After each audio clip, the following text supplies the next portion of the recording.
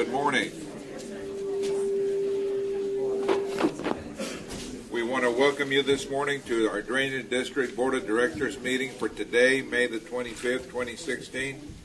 President are Commissioner Cuella, Precinct 1, Cantu, Precinct 2, Flores, Precinct 3, and myself. We have a quorum.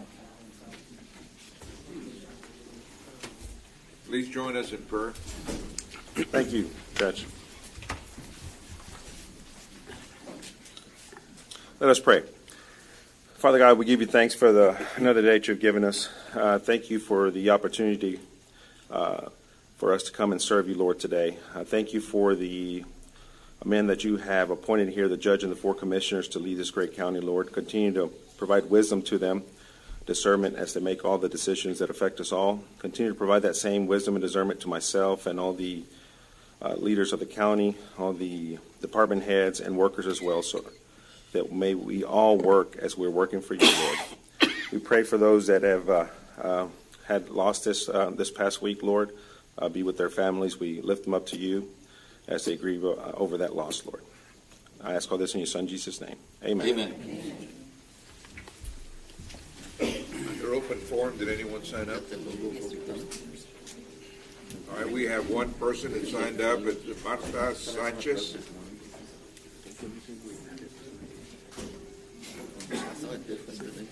Good morning. Good morning, Judge. Good morning, Commissioners.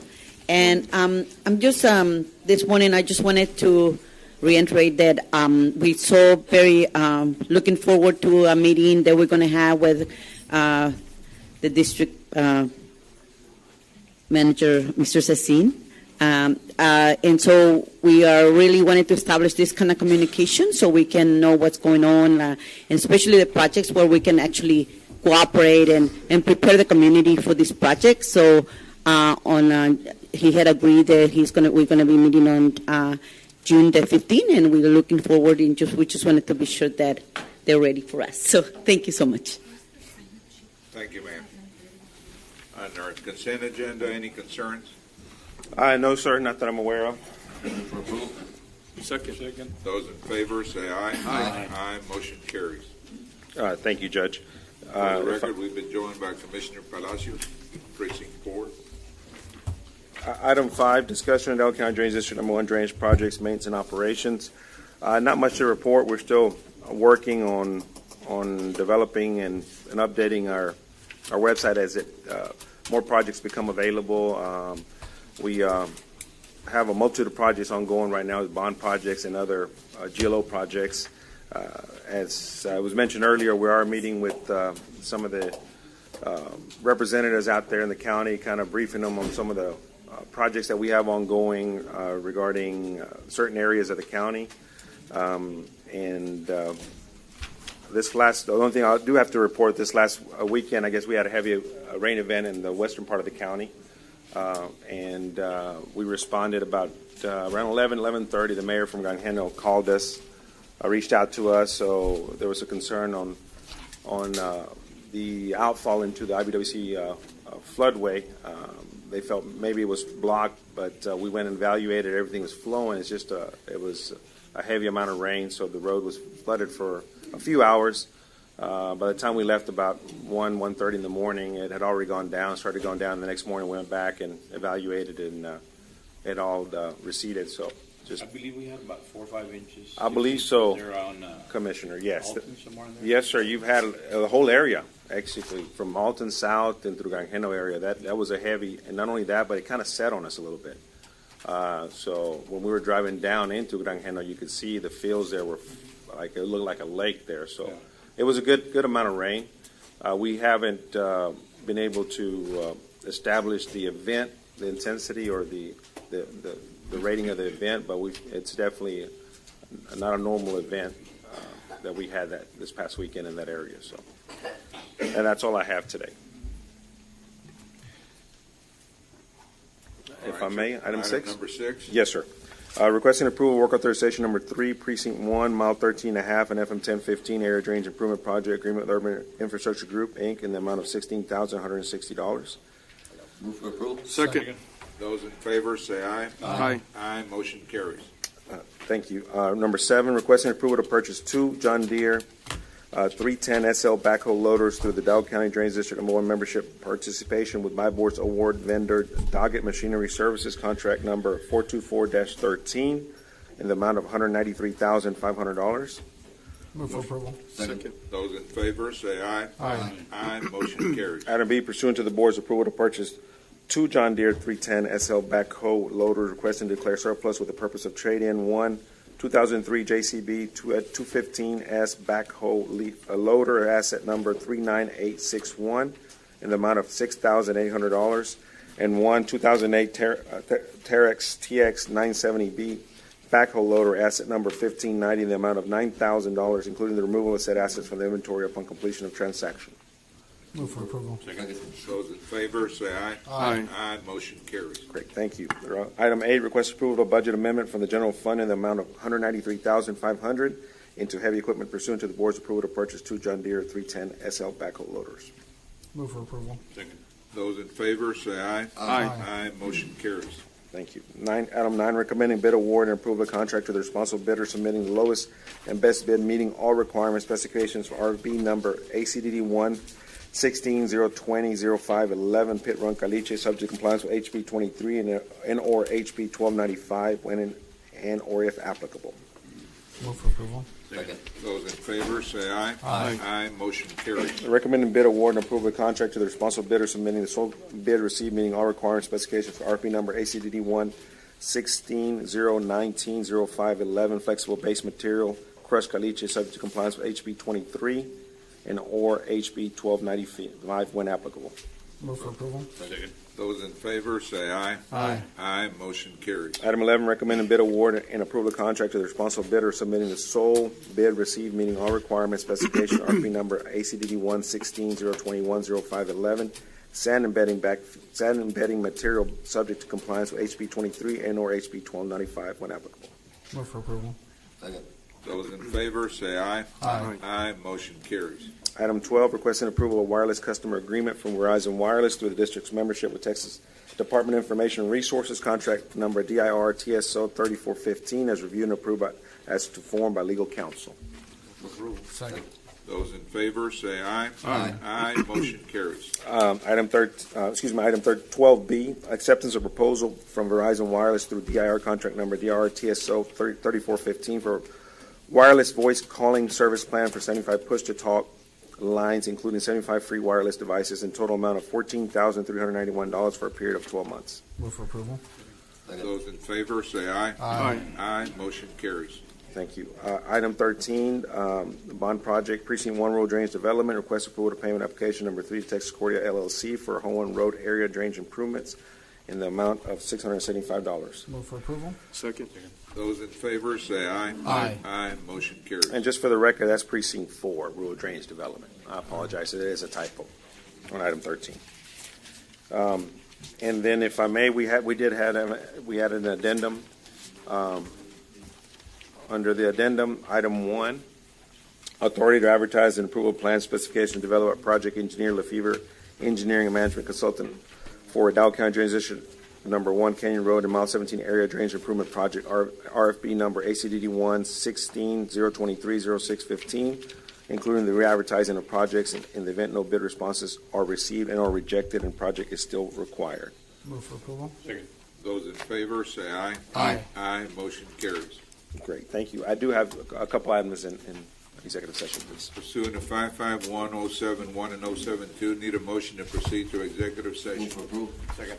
Those in favor say aye. Aye. Aye. Motion carries. We're going to be in executive session for a short while.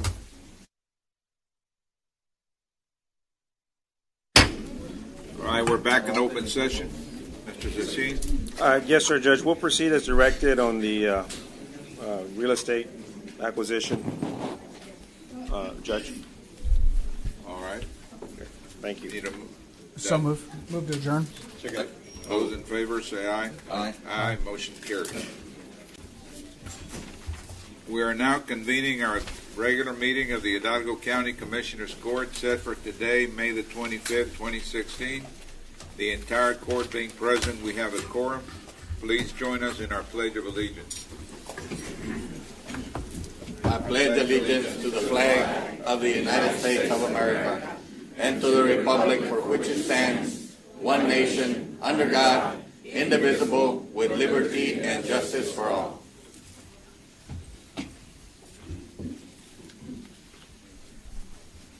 Let us pray.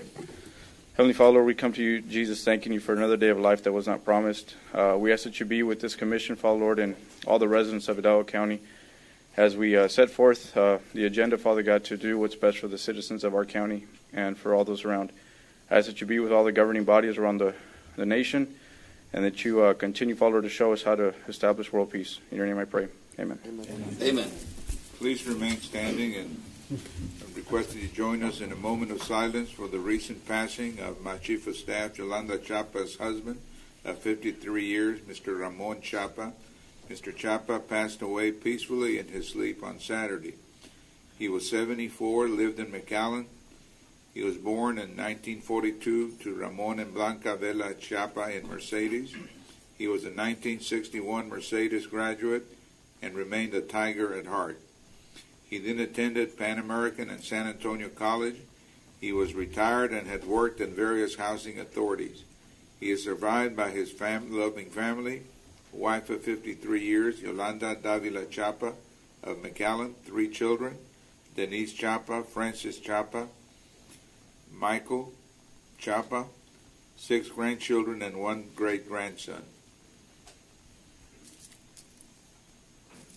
I would ask you to please remain standing in acknowledgement of Memorial Day, which is going to be on Monday.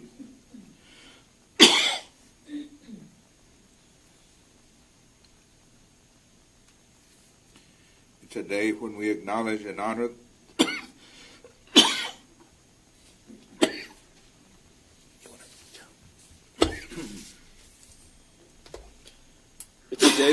It's a day that we honor thousands of brave men and women who have lost their lives while serving in the armed forces throughout the years, and we honor them for their brave actions, patriotism, and devotion on Memorial Day. Please join me in observing a moment of silence to pay our deepest gratitude and respect to these fallen heroes. Thank you. Amen.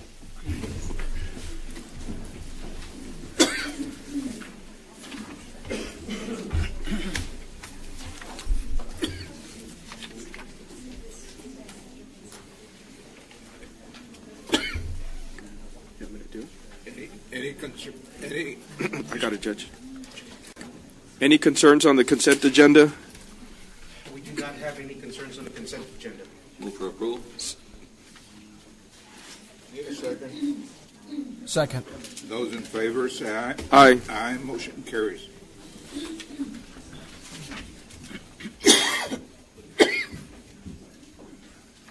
You want to move up? Go ahead. Yeah, we're on County Judge's Office, 5A.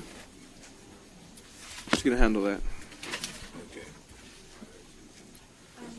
Here comes Michael. 5A. Sir, can we move up item 17A, I believe? Sure. We can move up item 17, Mando Garza. And item 17 and then 18. Good morning, Judge, Commissioners. It is our pleasure today to be here to recognize a group of young women who, through much adversity, has gone on to represent our community at the state level. And we're here today to present them with a resolution. At this time, I'd like to call up the FAR PAL Adelitas Rugby State Championship team. If you could please join us at the front. Coaches.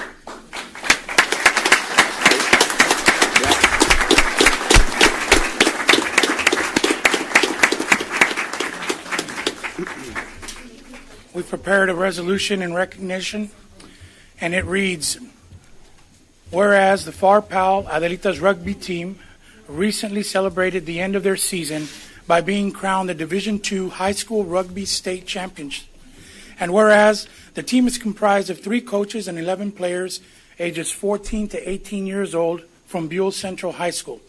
And whereas the Adelitas are part of the City of FAR Police Athletic League and PSJ ISD Youth Crime Prevention and Second Chance Initiative Program. And whereas The team is comprised of players Loren Calderon, Sunedi Cano, Alondra Cruz, Marlene Cruz, Litzy Del Angel, Lorisha Lee De Leon, Tamika Lee De Leon, Ashley Christine Garza, Adamari Sara Sandoval, Karma Celeste Westby, and Jaylene Torres. And whereas head coach J.C. Silva, PAL Division head Carlos Bracamontes, and assistant coach Mario Bracamontes spent countless hours mentoring and training the team in preparation for the journey through this year's victorious rugby tournaments. And whereas in January, the Adelitas began practicing in 4 different qualifying Cup Division II rugby tournaments. They went on to compete at the Texas State Championship at Baylor University, where they shut out all their opponents, which included Round Rock High, Kingwood High, and Dallas High, and were then crowned the Rugby State Champions. And whereas these young athletes have overcome adversity and have displayed incredible discipline, determination, and success, bringing great pride to their families, their school, their city, Hidalgo County, and the sport of rugby. Now, therefore, be it resolved that the Hidalgo County Commissioners Court hereby honors the Adelitas rugby team for their teamwork, dedication, sportsmanship, and congratulates them on their victorious season. Motion approved. Those in favor, say aye. Aye. Thank you, Mr. Garza. Congratulations, ladies. Commissioner. Thank you, commissioners. Thank you for having us here. It's a privilege. I know you're really busy. Just quick notes. We love these kids. Thank you, Mr. Eddie Cantu. I know he started this. He helped us out. We appreciate this. A lot of people were asking us about the Adelitas. Are they going to win? Every time we went to a tournament, are they going to win? Are they going to win? The way my brother always says, and JC, is that don't ask us if we're going to win a tournament or win a game. Don't ask us right now. Ask us 5 to 6 years from now. Ask us when these girls are good mothers. They're good sisters. They're going to college. They made it. That's when we know we won or not. So to us, the game is just a sport, just for them to be part of, to belong to something. I am the principal of the alternative school at Buell Central. Some of these kids, of course, they made mistakes. People gave up on them. But with a lot of help, with a lot of support from people around, we were able to give them a second chance. I love these girls. They're like my daughters, and they're awesome kids. Just want to give thanks to all the commissioners. Thanks to my brother Carlos and JC. They were out there in the sun with the kids, practicing all the time. I went out there once in a while. I was so busy, but we're very proud of them. And anybody in Hidalgo County, through PALS, the Power Police Athletic League, any youth, boy or girl, that's at risk, that is in trouble, please call us at PALS, Police Athletic League. We'll take any kid that's in trouble, and trust we will do whatever we can to help that kid out. So right here is a perfect example. We went to the state championship. Oh, these girls are big who we played against. They were tough. But it's the adversity. People always tell us, they tell the coaches, that we have the disadvantage because we are teaching at Buell Central and coaching the at-risk students. The truth is that we have the advantage because we're teaching the disadvantage because these kids have gone through so much in their lives because probably they weren't dealt a better hand. But everything they've gone through has just made them stronger, more compassionate, and more caring. And I can promise you that when these girls graduate from college and they go and apply for jobs, they're going to get picked up like this because they've already gone through all this. They're strong already. All we have to do now is help them out, give them that push, and they're going to be the best employees, the best, you name it, best citizens. So thank you so much, commissioners, and thank you all. Thank you, Carlos. Thank you, JC. Appreciate it very much. Okay? God bless you.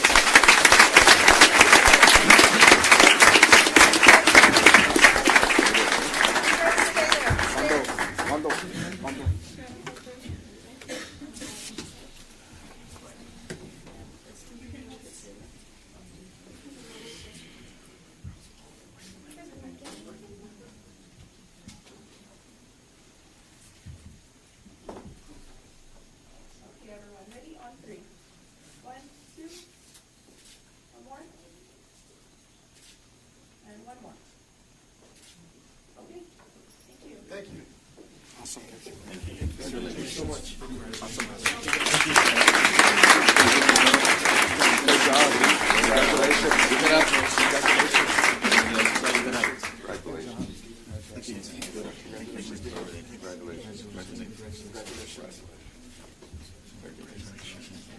Coach, congrats. Great job. Congratulations. Coach,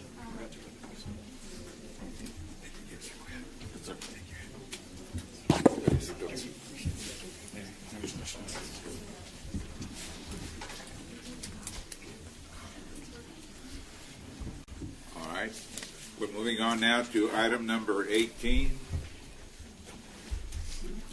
Commissioner Palacios. Yes, sir. Thank you, Judge. Commissioners, we do have Lisbeth in the audience. We got some very talented individuals coming from us from the McAllen Independent School District as well as Sharyland, and I'm going to have Lisbeth read the resolutions. Good morning, Judge, Commissioners. Lisbeth Gonzalez from Commissioner Joseph Palacios' office. We are pleased to honor this morning 3 teams that excelled in the game of chess. With us, we have Sanchez Elementary Sanchez Scholars Chess Team, Garza Elementary Unicorns Chess Team, and the Sharyland Pioneer High School Chess Team. With your permission, I'd like to bring one team at a time. I can have the Sanchez Elementary go first. Can we have, I know we have McAllen Independent School Board trustees with us. Can we get the names of these young people? Yes, with your permission, I'd like to read the resolution.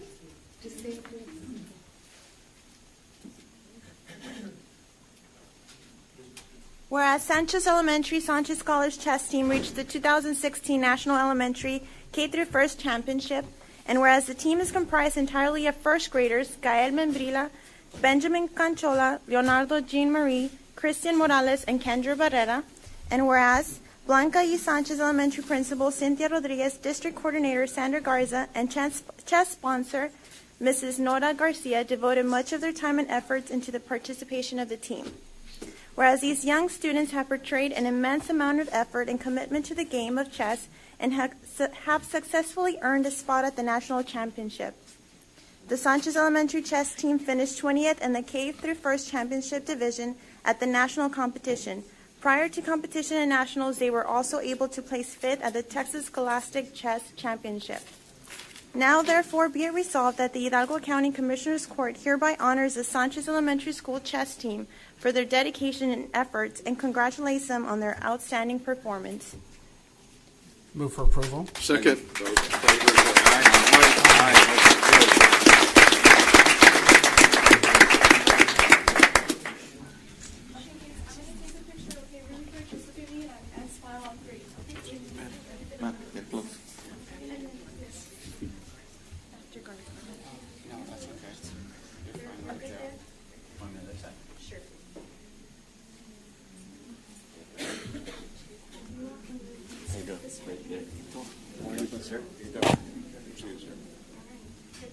Thanks for having us over.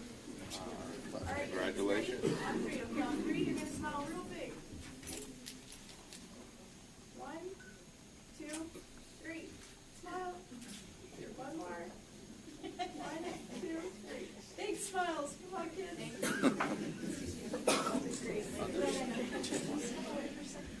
Thank you. Hang on. One more. Let me get up.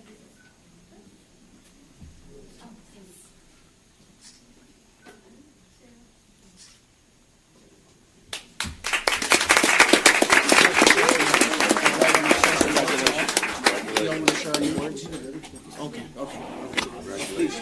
Please do. Congratulations. Hey, thank you. Congratulations. Good seeing you. Absolutely. Hey, buddy. Good job, man. Great job. Keep it up. Keep it up. Great job. Congratulations. Congratulations. Congratulations.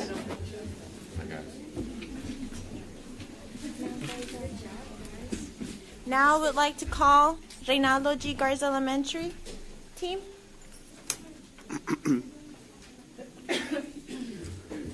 As they come up, I'll read their resolution. Whereas Garza Elementary Unicorns Chess Team reached the 2016 National Elementary K-6 Championship, The team is comprised of 5th graders Andres S. Garza, 4th grader Andres M. Barrera, Diego C. Barrera, Deborah Davila, Jacob Garcia, and Christian Villarreal.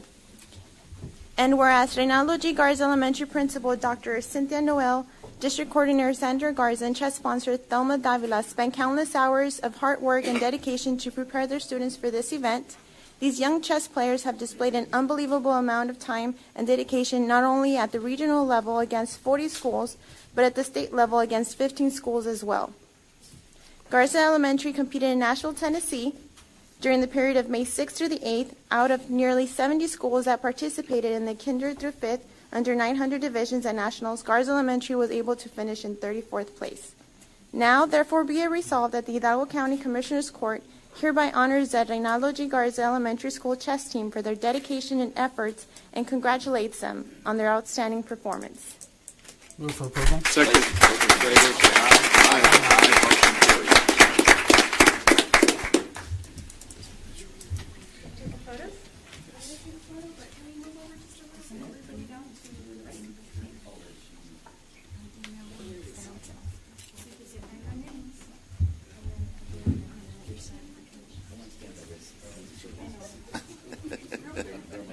Uh-oh.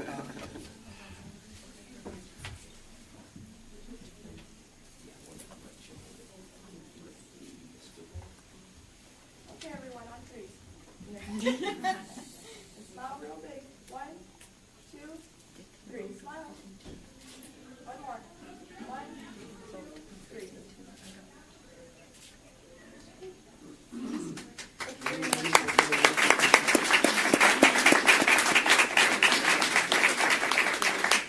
All right, thank you. If I could have Mr. Alvarado or Mr. Esparza say a few words.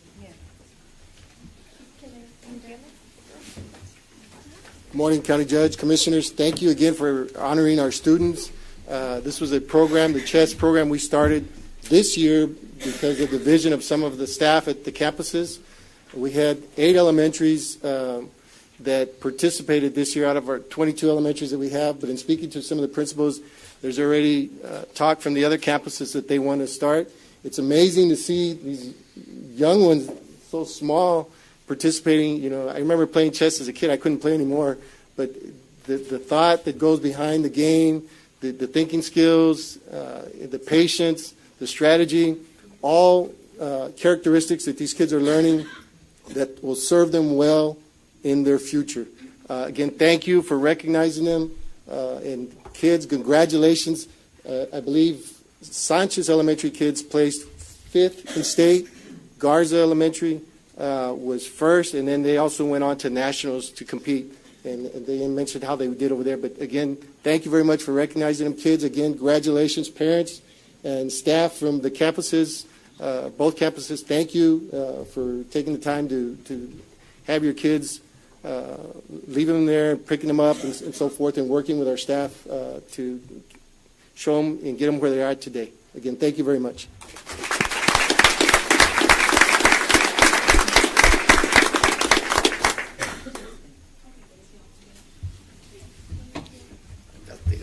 I'd also like to bring their sponsor to say a few words. Congratulations. Congratulations. Congratulations, man. Great job. Congratulations. Congratulations. Congratulations. Good morning, Commissioners. I'm Sandra Garza. I'm the District Coordinator. This is the first year that we implement chess at McAllen ISD. I had a vision to promote a extracurricular activity for those kids who are not in football, who are not in cheerleading, something different for these kids, and that was my vision, is to provide them with an extracurricular activity, and obviously we did really well. Awesome. Thank you. Congratulations.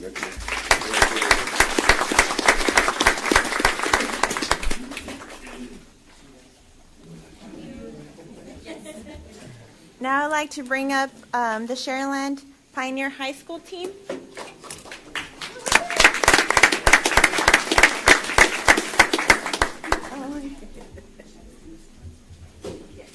All right, so as they come on up, I'll go ahead and start reading their resolution.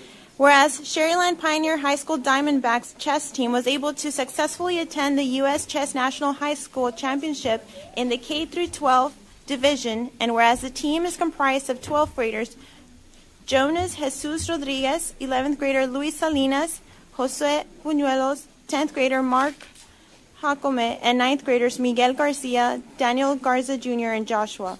And whereas Sherryland Pioneer High School teachers Nancy Ochoa Garza and Janie Reina bestowed their superb knowledge amongst their young competitors, these young chess players have demonstrated their hard work and determination competing at the nationals level, bringing a tremendous amount of honor to their city, school, and Hidalgo County. And whereas the Sherryland Pioneer High School chess team competed at nationals on April 1st through the 3rd, and were awarded 3rd place in the K-12 competition out of 54 teams, they were able to reach a phenomenal score of 19, which allowed them to place within the top 3 schools in the competition. Now, therefore, be it resolved that the Hidalgo County Commissioners Court hereby honors the Sherryland Pioneer High School chess team for their dedication and efforts and congratulates them on their outstanding performance. Move for approval. Second.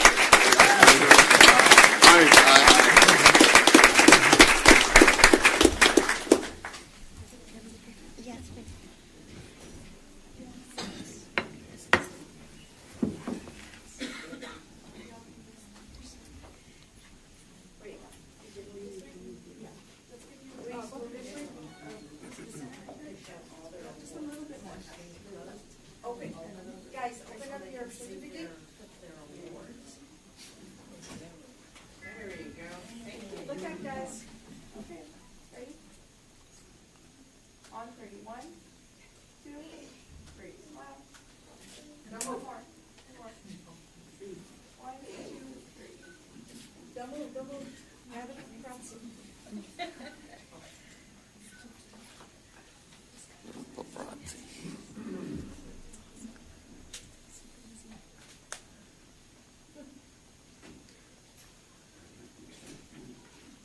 Thank you. If I can have Miss Nancy. Congratulations. Congratulations. Congratulations. Congratulations. Mr. Commissioners, I would like to thank you for having us here. Our chess program has been in existence at Sherryland ISD for 15 years. These students have been competing in chess since elementary. In junior high, they placed first in 7th grade. In the 8th grade, they also placed first in state.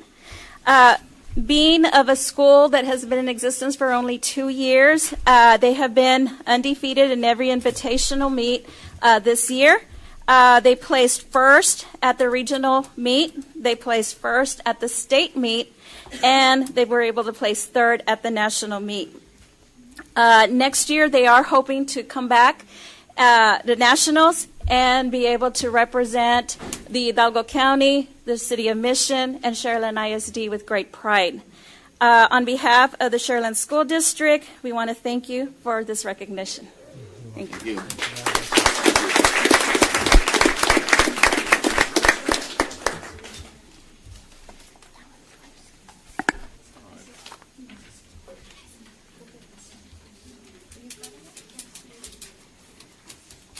Do we move to item 5A at this point? Thank you very much, lady. Judge. Are the students here? No, Judge, but the other students are not here, but we do have that.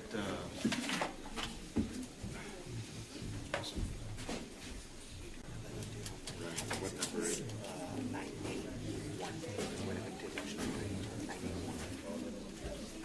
What is it? 9A1. Judge, Commissioners, with your permission, I'd like to move to item 9A1, which is an update. All right, I know there are We do have several of you here that have come to state your position on this issue involved in the State Highway 68 project study. Yes, sir. That was to be presented by the Texas Department of Transportation here this morning. Yes, sir. But Judge, if I may, let me just, for the sake of recognizing those that signed up under open forum, we do have Ms. Norma Saldana for McClarity as well on that issue. We do have Daniel Fike, Josh Fike, Vanessa Tijerina, John Dominguez. Ms. Billman, I have you for both, so just in case. John Reeser. I mentioned Norma Saldana. I did mention Ms. McCurdy, as well as another subject matter for her. Those are the ones that signed up, Judge, for the 9A1 issue. Or update, I'm sorry, update.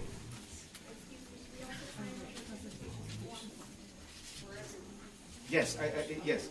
It says a bunch of us, but yes, for the group. So Judge, with your permission, item 9A1, update on State Highway 68 project study area by Texas Department of Transportation. We do have representatives.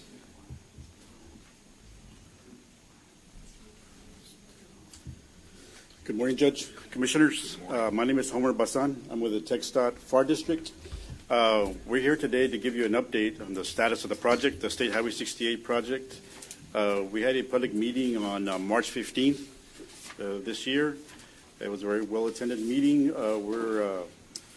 We had an April 15th deadline for public comment on that meeting. We're still going through all the... I'm sorry, what is the deadline, sir? It was April 15th, the deadline for the comments from that March 15th public meeting. And so we're busy tabulating all the comments and determining how we're going to proceed with the project. We have a public meeting planned in the fall of this year. So our intent right now is to give you a status and an update of the project where it stands now. And we have our consultant here, Rudy Rivera, who's our consultant on the State Highway 68 project, that can give you a presentation on it, if you so desire. All right, sir. Mr. Rivera?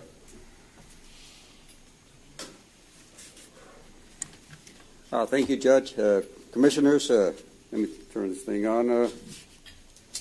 As Mr. Basan mentioned, I'm Rodolfo Rivera. I'm the engineer hired by TxDOT to assist them with the State Highway 68 project. Just a little bit of history. The court has been involved with the loop, Hidalgo Loop, since mid-2000s. In 2005 or so, the RMA was formed. And in 2009, the RMA conducted a public meeting for what they called Section D of the outer loop. And Section D is where 68 would fit in as part of the original loop. In 2013, the Texas Transportation Commission issued a minute order designating Highway 68. One of the things that I want to emphasize, while I did refer to the loop, 68 is a separate project from the loop. It stands on its own. From the what we call the National Environmental Policy Act standpoint, it's a project that has independent utility. If the loop's never built, 68 is still needed, and it has logical termini from two major interstates. In 2014, TxDOT began an environmental assessment for the State Highway 68 project. And in September of 2014, we had a public meeting. One of the first things that we do is we establish a study area. And the study area that we have here, we built on the work that was done by the RMA back in 2009. And in September of 2014, we made a recommendation as to what we thought was the location for State Highway 68. At the time, we also had a typical section that's shown here. Basically, 68 would be kind of a freeway. We'd have main lanes, control of access facility, main lanes, and frontage roads. We were looking at a 6 main lane facility with frontage roads back in 2014 within a 350-foot right-of-way width. I'll refer later to the corridors we're studying, which are wider 600, but we're going to narrow those down as we go through our process. But this is back in September of 2014.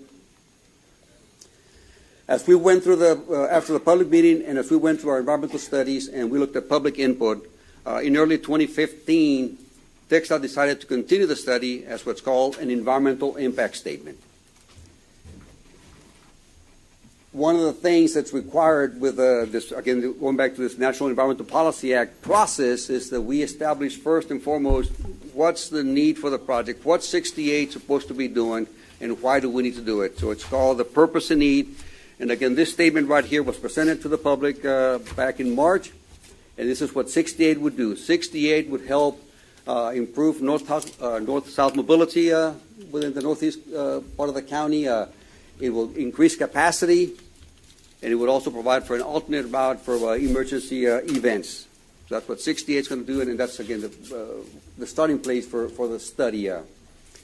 We had as we go through the process, we then expanded the study area. So this section in yellow is the new study area, about 170 square miles. So somewhere in that area is where 68 is going to be. We don't know where yet, but that's part of the process that we're going through. Just a little note, if this were a city, it'd be the largest city in Hidalgo County. Some 145,000 people live in that part of the study area. Apologies, I can't quite read my own notes there. Additional corridors, I guess. As we went through the process, we identified additional corridors, and all these corridors were presented by the public. So the public gave comments to TxDOT. We took that input, and now that's what we're looking at. The first thing the public said, hey, folks, you have a lot of right-of-way. You've got US 281 I-69C. Why don't you just widen that some more? Some public said, hey, how about Alamo Road? That's been in existence, so you can take advantage of existing right-of-way. That's being considered. In 2014, I mentioned the recommendation that we made. There were some that said you can make that even better by going a little further to the west between 107 and 1925. That's being considered. Others said, Valverde, there's not a lot of development, stay on Valverde. That's being considered. And others finally said, how about La Blanca Road, FM 493? Again, that's part of what's being considered. And of course, we still have the 2014 recommendation that's being looked at. So we have 6 corridors that we're looking at this point. We did a traffic study. Based on the traffic study, and we look 20 years into the future, based on the traffic projections, the typical section changed a little bit, and that is only 4 main lanes are needed for that traffic projection. We're still looking at 350 foot of right-of-way. And John, can you give me my water down there? I apologize. If you don't have one, I've got some. Okay, thank you. I appreciate the value of water. But as you probably can relate, Judge, sometimes too much water creates other circumstances. So I'll probably have to run out in a few minutes. But anyway, the typical section, 350 foot of right-of-way with only 4 main lanes required. As far as construction, right now, only what's called Phase 1 is funded for construction. That is to build the frontage roads from 83, Interstate 2 to Montecristo, about 10 miles, and that is fully funded by TxDOT. As soon as the project is cleared environmentally and right-of-way is purchased, we'd go to construction with that segment. Phase 2 would be to build the rest of the frontage roads from Montecristo all the way back to I-69C or US 281. And main lanes are not yet identified for funding, so that will be sometime in the future after those 2 projects are constructed. Part of the process, again, going back to the process, this National Environmental Policy Act process, is that they require that we have what's called scoping meetings, both with the public and with agencies. And at those meetings, there's really 3 major things that you look at. Mention purpose and need, what they call a coordination plan. How are you going to engage the agencies and the public? And then what do you have to show the public? So again, we had that meeting, as I mentioned earlier, on March the 15th of this year. Extremely successful. We had over 450 people come to the meetings. Again, we were really pleased to have the large turnout. Later, a couple of weeks later, we had an agency scoping meeting. Again, as required by our process. Mr. Bazan mentioned that we took comments, and we're sorting through those comments. We have some 250 comments. Well, our comment period was from all the way to April the 15th, and we had over 250 comments from the public as a result of that meeting. And generally, the comments recognized the need for 68. They said the purpose and need is correct. There was just a couple of comments for purpose and need, but it's not going to change it. So what I shared with you earlier is what will continue as the purpose and need for 68. The one thing that came across to us clearly, over half of the comments said minimize the number of homes to be impacted, don't encroach into colonias, into neighborhoods. So that came across very clearly to us. The public also said minimize the cost. About a third of the comments talked about cost effectiveness. And then the one that would also a sentiment that came across loudly to us was, hey, this has been around for a long time. Folks, make a decision quickly. So we're trying to move as quickly as we can within the process that's been laid out for us. This funnel right here shows the process that we're going to follow in identifying the corridor. At the top of this funnel, we have a full range of alternatives. I mentioned 6 that we took to the public meeting, and I shared with you earlier. As a result of the public comments, we might add a couple more, perhaps 3 more corridors to the top of the funnel there. Then we have a 5-step process that we'll go through in identifying the recommendation. Step 1, looking at purpose and need. Then we'll look at a detailed, what we call desktop analysis, look at GIS data and published information to establish which is the better options or which ones have the most impacts. And then in step 3, we'll get down to 350 foot, and we'll have what we call the reasonable range of alternatives. At that time, we'll have another public meeting towards the end of the year. We'll come back to the public and say, public, we heard last time this, and we took that information, and this is what we think you were telling us. Are we on track with your comments? We'll have a lesser number of routes. We'll take those comments from the public meeting at the end of the year. We'll go back, go to those comments, evaluate those corridors that still remain, and come up with a recommendation. At that time, we'll also put together what's called a draft environmental impact statement. We'll present that to the public. We'll come back to the public sometime late spring, early summer 2017 with this draft purpose and need statement and the recommendation as to where we think 68 ought to be. We'll take those comments from the public hearing. We'll sort through them. If we need to make some adjustments to our corridor, we will, or adjustments to our studies, we will. And then in step 5 is when we will have approval of the process, approval of what's called the final environmental impact statement. We'll have what's called a record of decision. Basically, approval to continue to the next phase, which is then buying right away and go to construction. Throughout the process, what's been critical to the project and to the study, and TxDOT has, spent a lot of effort to try and engage the public and stakeholders, not just the public, but agencies, utility companies, the court, everybody, so everybody knows where we are with the project. And to that end, we have a project office on Alamo. You can see the address right there. We're open twice a week, Tuesdays and Wednesdays from 11 to 8. We have all the information. We invite, if anybody asks for questions, send them our way. We'd be happy to visit with them. We have a hotline, answered 7 days a week, as shown right there. And we have an email address as well to take comments. But again, I just want to emphasize that right now, as we're looking at the purpose and need, have we had the growth and do we have the need to expand somewhere in northeast part of the county? And with that, I'll be happy to try and answer any questions that the court might have.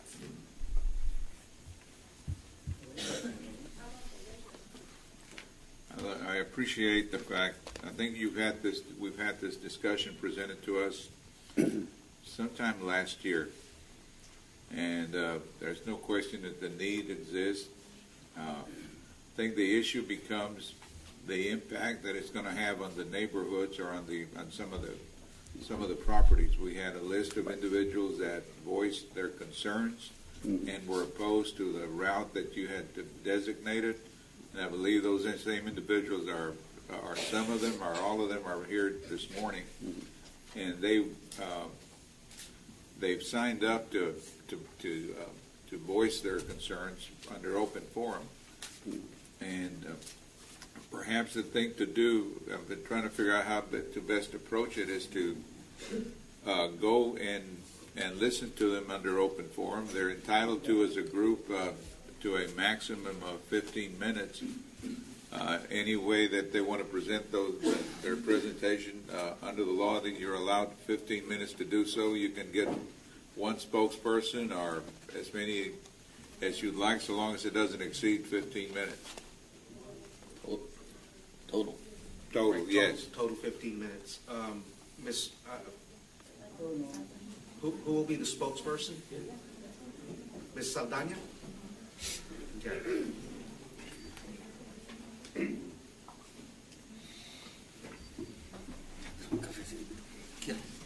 No, gracias.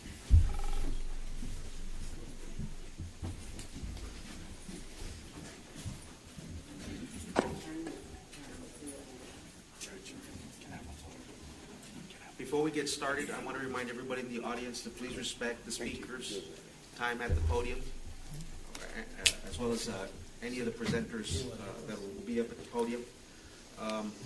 Since it is a group presentation, there's a 15-minute allocation. I will let the group know when you're down to 10 minutes and then 5 minutes. So, would you like to begin? Hello, my name is Vanessa Tijerina. The reason that I'm here is because I am your Congressional District 15 United States Congress candidate. And I'm here because I'm standing next to these folks. I know a lot of people would like to say, why is a U.S. congressional candidate all up in this kind of business? Well, because these are going to be my constituents. And because I am not only trying to gain access to this seat so that I can help the people of District 15, I'm also trying to raise the bar and trying to raise the standards of congressmen. Because a lot of times we have projects like this, and they like to tell folks that it's going to help them. And a lot of times then it winds up hurting them. And the only folks that really got any benefit are the people that are being paid to develop the project. One thing that I did not hear, and I know that it was underscored by one of you right now, is that the need is there. Honestly, I'm going to make an analogy right now. This is very analogous to the hospital/healthcare district, and this is why. Because a lot of these same people still have a problem with that also, and this is why. Because just like we haven't had a bunch of doctors and a bunch of nurses coming forward and we're saying... going to talk about I-68. I'm making an analogy. That means that I'm making a nexus to this, and you're cutting into our time, so can I continue? All right. It'll be part of the 15 minutes. Go ahead. You can go ahead, ma'am. Thank you. So the analogy that I was trying to make is that just like we do not have a huge influx of doctors and nurses clamoring, going to the news and saying, we really need an extra hospital. Like we absolutely do. Our emergency rooms are full, and so we need to start transferring people out. So come on, you guys, we really need a new hospital district. We really need that. That's not happening. And they're still pushing it. Well, you know what? It's not happening here either. I don't see folks saying that we really need this.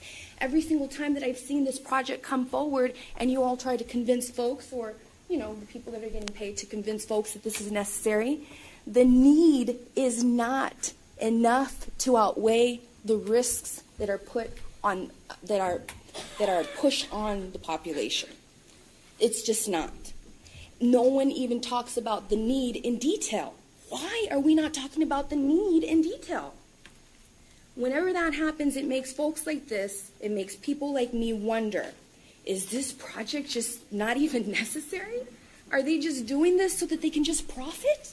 What is going on here? So that's why we're here. And at the end of the day, all we can do, you all are going to do what you want. They're going to do what they want. At the end of the day, all we can do is make sure that this is documented, make sure that we made our voices heard, make sure that there is a whole trail of years of complaints and comments, so that when your re-elections come up, we have something that we can base that on, our decisions on, and we can hopefully oust you guys and put somebody in that won't be so reluctant. Thank you.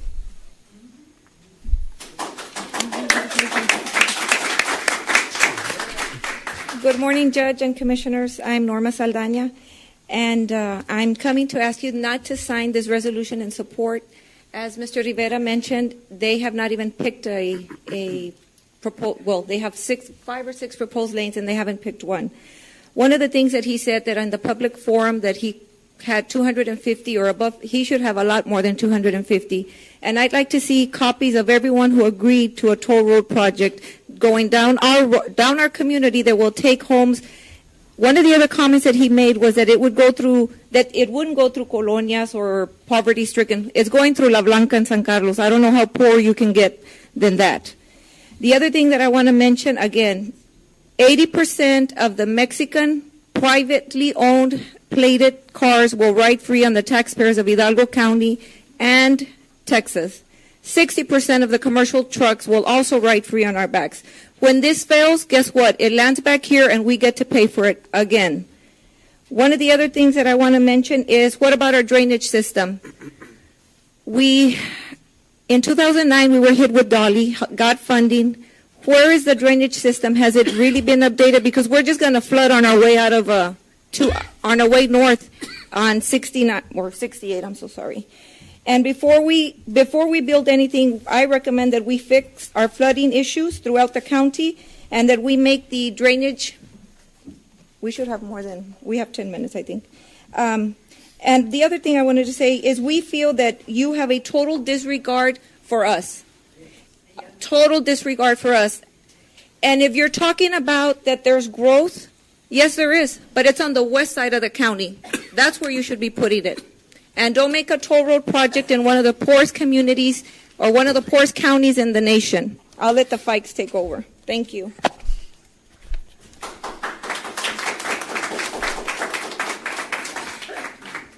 Good morning to all y'all. I appreciate y'all listening to us this morning. I just wanted to say this Highway 68, y'all talk about usage and need and all that. Well, you know what? You got a road every half a mile going north and south. Why can't you just use one of those? Put some overpasses on 493. You know this road 68? It starts at the Donna Bridge down there on 493, doesn't it? Am I wrong? So why does it have to curve out and take out a whole bunch of people just so you can get a road to your dadgum airport? And another thing, how many studies and stuff do you need to know that you're terrorizing families? How can elected officials terrorize families like this, saying we're going to take your land? We're going to take it because we think we know what's better to do with it than you do. We've been on it for 50-something years, longer than most of you people have ever been here. And now you're going to say we're going to take your land and there ain't squat you can do about it? Well, I'm telling you, we are not going to stop. That road is not going to go through our property, and we will not be silent and we will not shut up. We've been done wrong by the county many times. We've got 5 TxDOT projects going through our family farm. How much can one family take of y'all taking just a little bit at a time, telling us that we can have the pittance that you give us for our property that is worth a lot more than you're saying it's worth? So thank you for listening, and y'all have a great day, and I hope you get rid of this horrible idea of ruining people's dreams and homes for your personal benefit.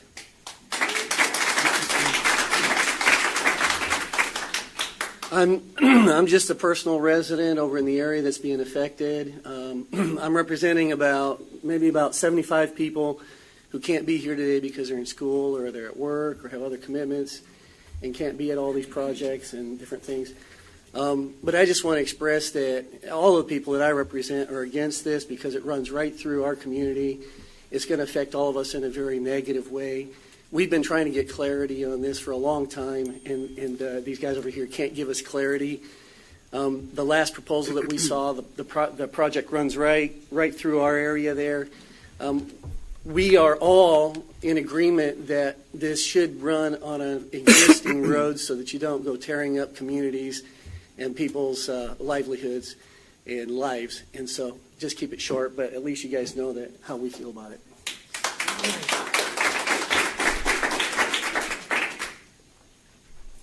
Daniel Fike, I just want to reiterate, if you have to put this road in, find a road that's already there. 493 is, they say a straight road is a safe road.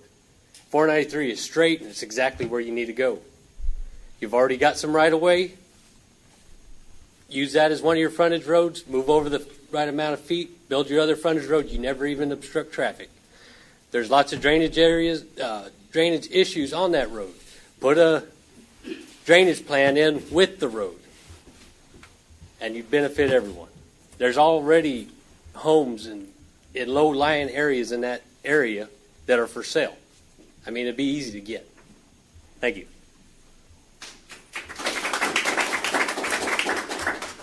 Hi, my name is Rachel Villarreal. I'm actually their sister. I moved back to the Valley about, I guess, 5 years ago. I joined the military, my husband and I did, and we came back to live next to our family, be in the Valley, because we loved it, and built a house in the middle of a 40-acre field that my dad graciously gave us some land. And about 2 years after that, I was told the highway was going to go straight over our house. So it's hard to move right back from being gone so long and loving the Valley and wanting to come back to live here to have that happen.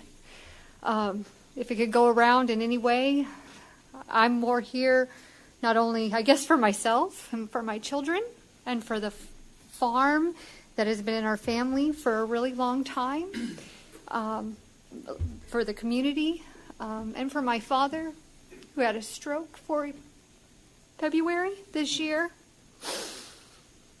And it's been hard to fight this battle since then because it was a very bad stroke.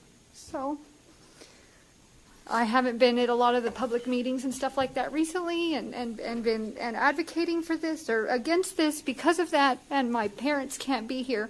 But the road was also going over their house as well, so I'll be their voice. They just recently fitted the entire house, for handicap. And for them to have to move, it would be devastating. That's all I have to say. Thanks.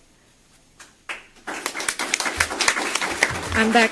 One of the other things I wanted to mention that I want to thank the VFW ELSA. They are here supporting us, and also the Last Patrol has sent someone to support us. And it's election time, and I ask you and I urge you, every politician during election time, we support our veterans. We support our veterans. Well, it's time to show your support. I think you still have a little time. I did sign up for the participation. Why in the world would you, elected officials, put on a resolution of support?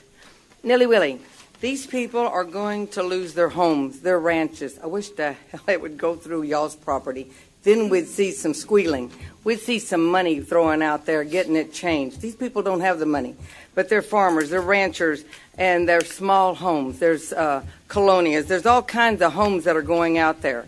281 has already gotten right-of-way on each side. Make 281 more lanes. Make it 4 lanes. Make it 6 lanes. You got plenty of easement. 493 has got easement.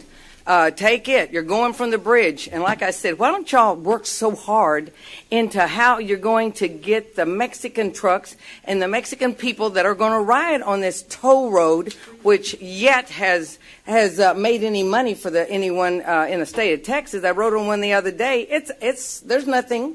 There's no one taking care of it. So why in the world do you want to burden and take these people's homes? And there are many others out there, and you think it's okay. But we're going to give you some money for it. When you own something that you've built, you've got it paid for. These people can't, the county or the tax dot or whoever will give them money will not be enough for them to build exactly what they have somewhere else. They have their homes. You're their commissioners. They put you there. They're asking you to help them. But what are you doing? You're doing a resolution so they can go to Austin and say, the Hidalgo County is behind them. They're for them. It's going to bottleneck over there at Hargill Road. I think that's called the 490. You're going to have all the people coming in that direction to the airport, very conveniently, and they are going to bottleneck on 281. We have a hurricane. You think people are going to let them get in front of them? It's going to be bumper to bumper out of here. So my thing is, look at the roads they have. You're these people's commissioner. Do your job. And if not, like the lady said, I hope they vote you out. They did in McAllen. The people did not like what the school district was doing. They had to have that money for the children. Well, y'all are saying the same thing, that you have to have this toll road For what purpose and for whom is what we would like to know. And like I say, these people are asking, begging, coming and talking to y'all and asking you to help them. They're the ones that put you there. And I hear all the time from the county judge, you're public servants. And in the paper, you're public servants. Who are you public servants for? For the politicians? For the ones that have paid you political campaign finances? Or is it the people that voted for you to be sitting there, trusting that you will do the right job for them, not for the politicians and not for the money in your campaign finance? Thank you. We have about 45 seconds left. We have about 45 seconds left, and I just want to add that if you all wind up doing whatever you want, if you all can consider the families that were affected, if you all can consider some kind of royalties that these families can receive every single time a toll, every single time somebody pays for a toll to pass by. Also, rail systems. Why are we dealing with TxDOT? How come none of you all are being visionaries enough to think that we need an above-ground metro rail system to get people from congesting our roads? So please think out of the box. That's it for our time. Okay, thank you. Thank you. All right, Mr. Rivera. Yes. In case you wanted to hear any comments. Did you write all that down? I wrote down quite a bit of the questions, and I could probably try and respond. And I would say that the comments we heard are similar to what we heard at the public meeting. Not opposed to the need and purpose, but opposed to a specific route. Which route are you pushing? I know you indicated you got 6 different proposals. We have 6 proposals, and actually, as the comments were made, Judge, use 493. We're looking at 493. We're looking at Valverde. We're looking at Alamo Road and 281. So all the comments that were made, we're looking at those. We're just not there yet, and we're just starting at the very top of the funnel. If I go back, which one are you suggesting, or you are requesting that we adopt a resolution in support of? No routes. It's being asked is the need. Have we indeed grown fourfold over the last 30 years? Since 1960, the infrastructure that's in this part of the county hasn't been changed. It's still the same from a transportation standpoint. So this resolution that you're seeking is not of a particular corridor. It's out just of the 6. It's for the need to have a road out there. Exactly, Judge. Is there a need to have a road somewhere? We don't know where yet. We'll follow this process, but it is just the need that we identified. From what I understand, they were 493, some of them were, and some 281. Is that included in these? Yes, sir. Again, the 6 that we're looking at right now, we're looking at widening 281. We're looking at Alamo Road. Why did we stay on Alamo Road? Looking at Valverde, FM 1423, looking at 493, and then I mentioned the 2014 recommendation, and then we made a slight adjustment on that recommendation to the west between 107 and 1925. So those would be the 6. Mr. Rivera, if Yes, I may sir. comment. In the past, I sent a letter to the TxDOT Commission concerned about the impacts to the, I guess, one of the initial proposed routes. There was a lot of concerns because of displacements and effects that every family member here is addressing. I know you did a presentation at the MPO, and you had this presentation, of which I'm glad there's no alignment at this point in time. I also wanted to make sure that we separate fact from fiction. I know this isn't a county project, but I know we have a fiduciary to assure that at the end of the day, the least amount affected is, and the cost. I agree with the 2 aspects of the public involvement. I firmly think that at the end of the day, you have to take all those corridors into consideration. And I understand that at the end of the day, even if you do choose 493 or Alamo Road, there's still going to be an impact to personal property. The corridor, the right-of-way is, what is the envelope within the right-of-way? Right now, most of those FM roads are about 80 foot, so we'll need 350, so we'll need an additional 270 foot of right-of-way within But you will not divide any of the landowners, any of the properties, if you go through one of those corridors. Mostly, and let me take a step back, and what we're doing, we're having what we call, from an engineering standpoint, a 70 mile per hour design speed. Means that we have very gentle curves. So there are some places that we can't stay on, for example, on Alamo. There's some sharp curves that we have to get off the curves, and we'll get on new terrain. But for the most part, indeed, we'll be staying within an existing road. Well, I just heard him say it's just straight road's a safe road. I mean, there's some roads that are straight there, aren't they? 193. So I guess my question will be, as you're studying all of these alignments and you're communicating, and that was the one thing I suggested, because in the last year or so, there hasn't been a lot of meetings other than the public meetings to kind of break down the impact of all corridors. So I'm hoping that as we go through the process to determine if, not if or what, that you can identify all the impacts and look at it objectively before we figure, before the state actually figures what to do. Exactly, Commissioner. Indeed, it's going to be looking at many, many impacts. It's not just homes, but we understand that's important. It'll be homes, businesses, churches, schools, farms, orchards. There's a long list of things that we'll have to look at and then try and balance, which one has, the best benefit and if you've got an opportunity to construct your new road on an existing road simply by widening it, I mean, why don't you take that route?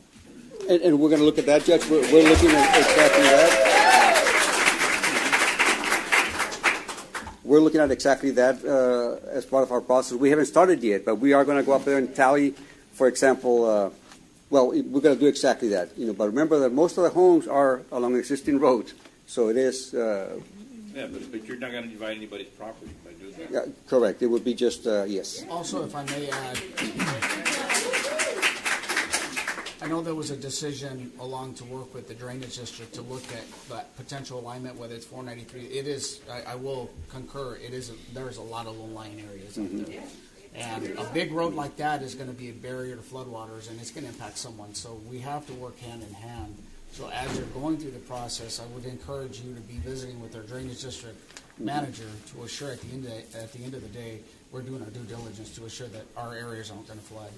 Absolutely. And one of the things about State Highway 68, as we've talked to the Hidalgo County Emergency Services, Emergency Management Services, I guess, indeed we have many low-lying areas out there.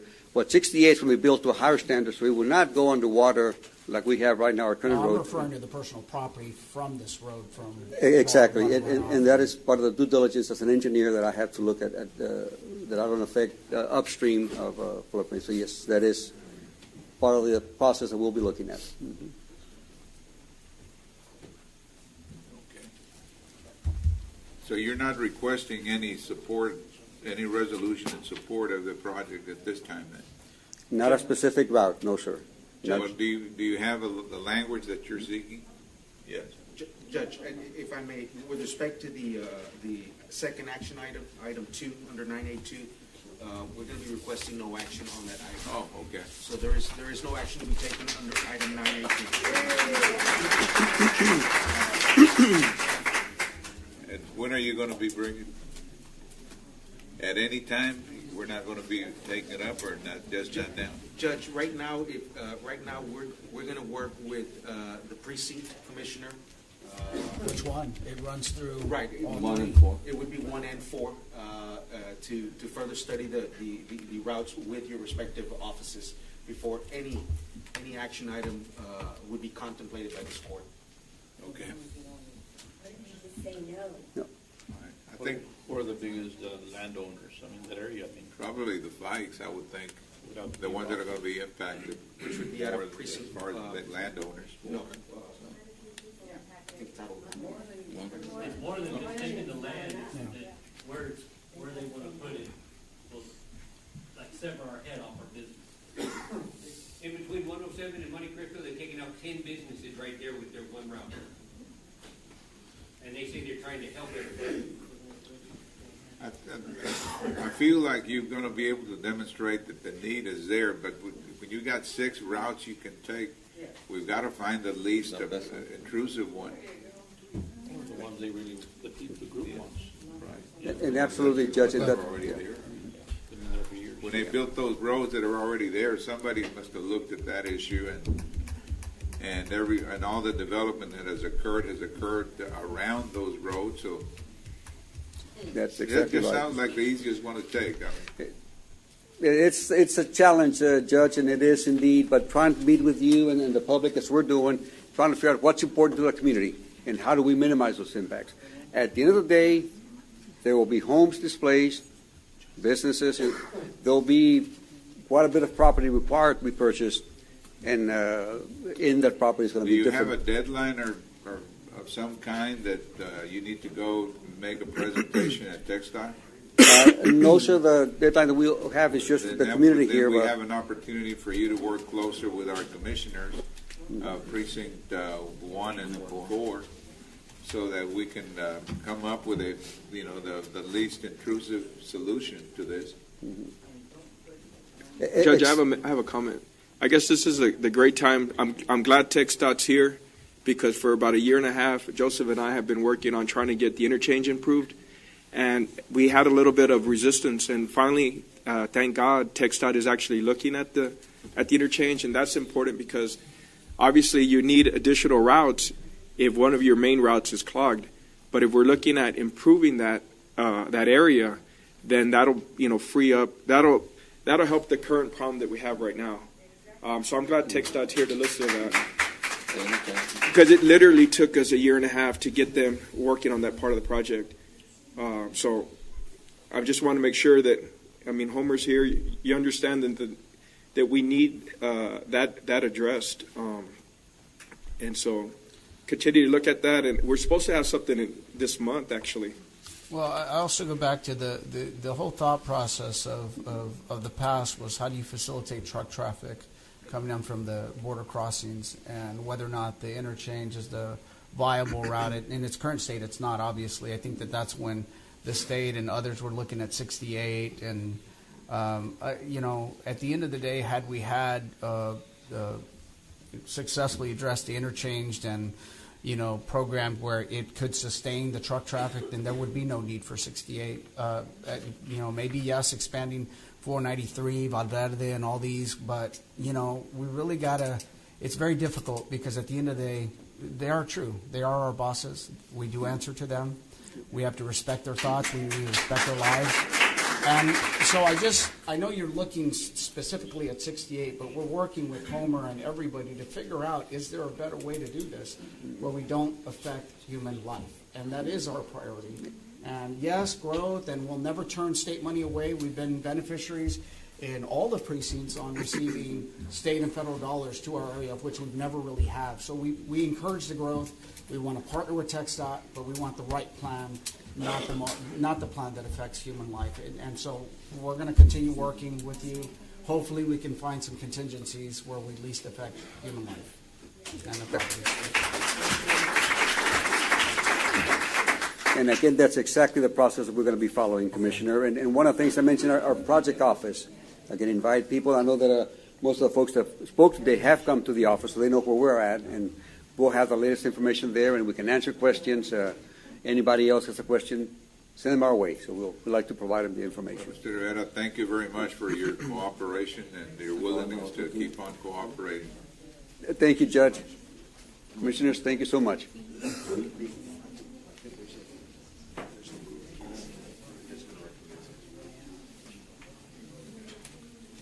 All right. At this time, we have some visitors. We have 62 future leaders of our county. The 4th grade of Carl C. Waits Elementary School that are joining us here this morning. And with him is a young lady named Jade Rodriguez, 10 years old, 4th grader at Carl Waits Elementary. And I believe we're going to wait a little while till all of your classmates come in so they can hear you.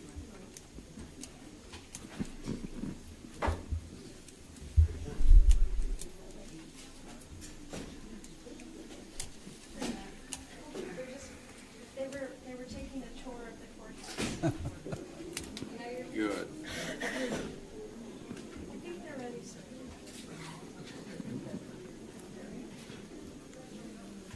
All right, Ms. Rodriguez. Hello, my name is Jade Rodriguez, a 4th grader representing Carl C. Waits Elementary. I want to thank you for allowing us to experience county government in action. As a fourth grader, we learned about county government and social studies and across the curriculum. Very good.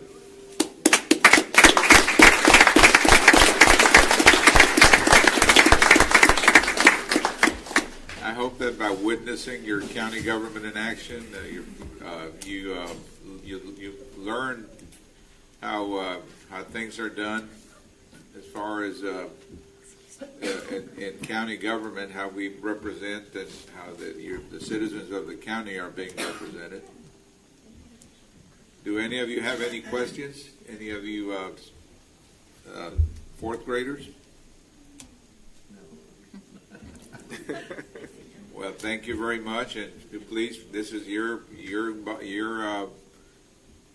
building. You're representing your community, and you obviously are welcome at any time that you want to come back. Thank you. Good to see you all.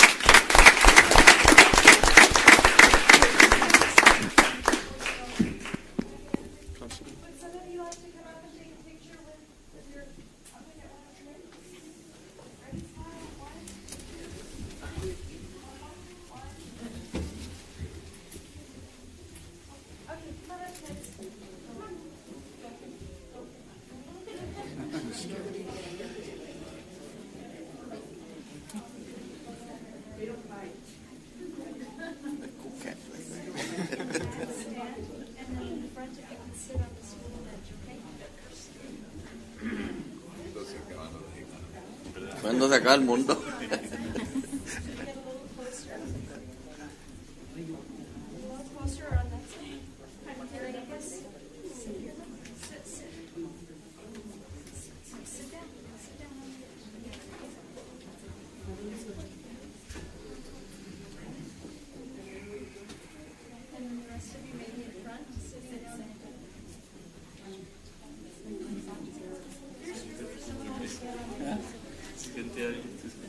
If I get the bar, I can get up.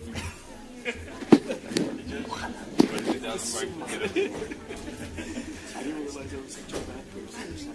All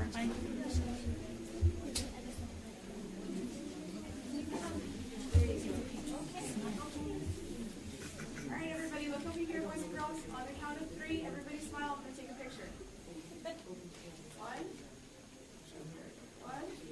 2, and smile. One more. 1, 2, 3.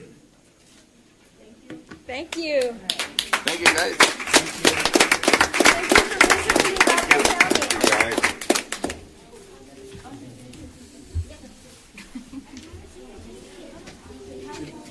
Go for it, bro.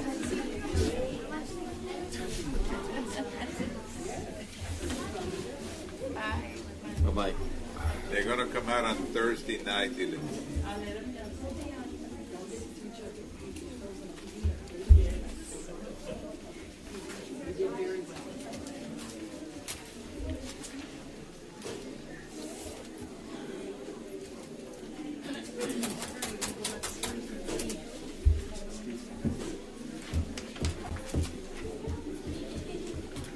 Judge, Commissioners, let me just go ahead and finish out item 9B on that vacating of the road. Steve, we have 9B, discussion and approval of an order closing, abandoning, and vacating road to the extent of Hidalgo County's interest. This is the west. Everything in order? Adams Tract subdivision. Everything's in order there? Everything's in order. Move for approval. Second. Those in favor say aye. Aye. Aye. Motion Which carries. precinct is that on? Precinct 1. Okay, thank you. And nobody complained as far as we know. And the road apparently has not ever been opened. Never been opened. All right. Is that it, Mother? Yes, sir. All right, let's move back to item 5A. Somebody with the phone. Good morning, Judge Commissioners. Michael Leo, Economic Development County Judge's Office. 5A is discussion, consideration, and approval of amendment to the Economic Development Program Agreement between the County of Hidalgo and the Valley Initiative for Development and Advancement, otherwise known as VIDA, and order approving the same. Last month, the court approved the contract with VIDA to continue for the remainder of the year. The focus has always been on allied health programs, given the demand and the wages and the ability to transition people out of poverty in shorter periods of time. But in reviewing the scope of the contract, it almost reads as if it's limited to just allied health. So what this amendment clarifies is that the program was intended to be open for other fields that VITA assists with, such as manufacturing, technology, education, and social services, and is not restricted to just allied health. It also gave us the opportunity to update the budget, which was an exhibit to the agreement. So they're not seeking any new dollars. They're simply seeking to be able to use the dollars that we have granted to them in different ways. Correct, and not be restricted. Move for approval. Is that legal, Steve? Demand I arbitration. The amendment was drafted and approved by our legal, and it's been approved by VITA. All right, no problem. Second. Those in favor say aye. Aye. Aye. Motion carries. Okay, thank you. And also for the record, we had Priscilla Alvarez here from VITA as well. Thank you.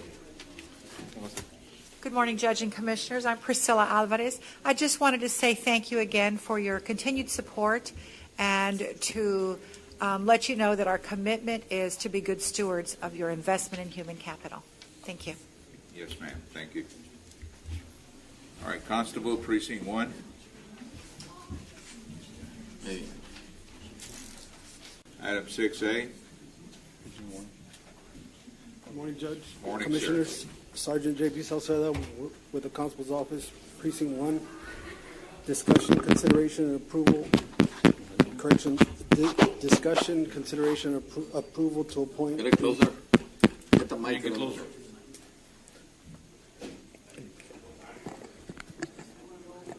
Discussion, consideration, and approval to appoint reserve deputy constables by Constable Celestino Avila, Constable Precinct 1 in accordance with Texas Local Government Code Section 86.012, Albert Allen Collins, Carlos Vasquez III, and Evelyn Velasquez. Move for approval. Second.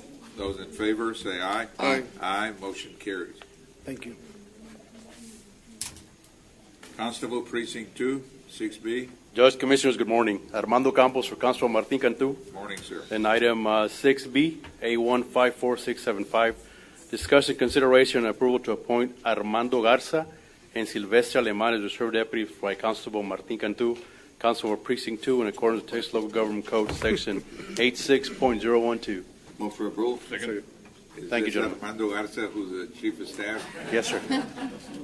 No, thank God. I thought he wanted to carry a gun or something. Look, Armando. Thank you, gentlemen. Those in favor indicate by saying aye. Aye. Aye. Motion carries.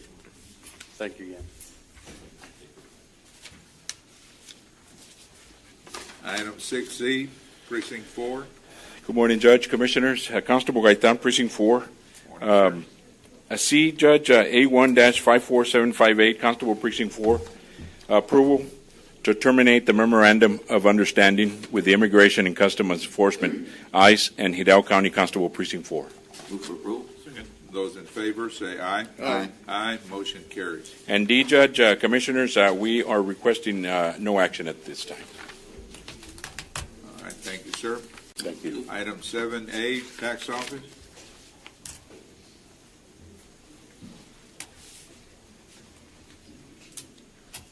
Good morning, Judge. Good morning, Commissioners. Santos Castilleja, Motor Vehicle Manager. Mr. Villarreal is unable to be here. I have item 7A, discussion, consideration, and approval to adopt, publish new rules and establish fees that will regulate motor vehicle title services pursuant to Title VII of the Texas Transportation Code, Subtitle A, Chapter 520. Again, these rules will be published in the Texas Register and incorporated into the Texas Administrative Code. Move for approval. Second. Those in favor say aye. Aye. Aye. Motion carries. Thank you very much. Thank you, sir. Item 8, our Sheriff's Office. Good morning, County Judge, Commissioners. Captain Raul Cantu on behalf of our Hidalgo County Sheriff, Mr. Eddie Guerra. Item 8A, Operation Stone Garden, 1284, authorization and approval to deobligate $30,000 of Palmview Operation Stone Garden 2014 overtime funds to allocate to City of Mission OPSG 14 grant. Move for approval. Second. Those in favor say aye. Aye. Aye. Motion carries. Item 8B, requesting approval for County Treasurer to process payment for fuel reimbursement in the amount of $40 to Chief Deputy Mario Lopez after auditing procedures are completed by county auditor. Chief Deputy Mario Lopez paid for fuel expense with personal credit card due to the issued U.S. Voyager card not working properly. Move for approval. Second. Those in favor say aye. Aye. Aye. Motion carries. Item 8C, approval, 8C1, I'm sorry, approval of certification of revenues as certified by the county auditor for $1,500 donation from Moxie USA Incorporated. Move for approval. Second. Those in favor say aye. Aye. And Aye. Motion carries. And C2, approval of budget amendment for $1,500 to in the sheriff's office. Move for approval. Second. Those in favor say aye. Aye. Aye. Motion carries. All right. Thank you, gentlemen. Thank you, sir. Item 10, Human Resources. Morning, Judge, Commissioners. Raul Salguero from Executive Office, Human Resources. Item 10A, Judge, Commissioners, Facilities Management. It's item number 1, discussion, consideration, and approval to change a position title as follows, effective next full pay period. Judge, Commissioner, we're asking for this title change because the title better reflects the person's duties and assignments and the certifications that they have in this job. It's slide number 0017. The current title is Air Condition Technician 1, and it should be, we're requesting a change to Air Condition Technician Helper. There's no change in salaries, only the change in the title. Move for approval. Those in favor say aye. Aye. Aye. Motion carries. Item 2 is approval to revise the salary schedule in accordance with Commissioner's Court action. Move for approval. Second. Those in favor say aye. Aye. Aye. Motion carries. Thank you, Judge and Commissioner. Thank you, sir. Item 11, our HIDA Task Force. Good morning, Judge. Good morning, Commissioners. Victor Garza here on behalf of the Hidalgo County District Attorney, HIDA Task Force. Item 11A, approval and authorization of inter-fund transfer from Hidalgo County HIDA Task Force U.S. Treasury Fund 1252 to the Sheriff's U.S. Treasury Fund 1228 and the Constable Precinct 3 U.S. Treasury Fund 1257 in the amount of $10,000 respectively. Move for approval. Second. Those in favor say aye. Aye. Aye. Motion carries. Thank you. Item 12, our Health Department. Morning. Michael Sconomare from the Health Department. Mr. Olivares couldn't attend today, and he asked me to present the following 2 items. Item 54686, pursuant to Chapter 121 Local Public Health Reorganization Act, Section 121006, requesting approval of the immunization sliding fee schedule effective May 25th, 2016. The revision is needed as per revised guidelines by the Texas Vaccines for Children program. Move for approval. Second. Those in favor say aye. Aye. Aye. Motion carries. And item 54668, requesting approval to submit grant application to USAID for an award to combat Zika and future threats. Move for approval. Second. Those in favor say aye. Aye. Aye. Motion carries. And there's no action on 12C and no action on 12D. Thank you, sir. Thank you. Item 13, Adult Probation. Judge, Commissioner Arnold, I don't represent anyone from the adult probation, but if I may, for them, it has to do with the grant program income for the DWI.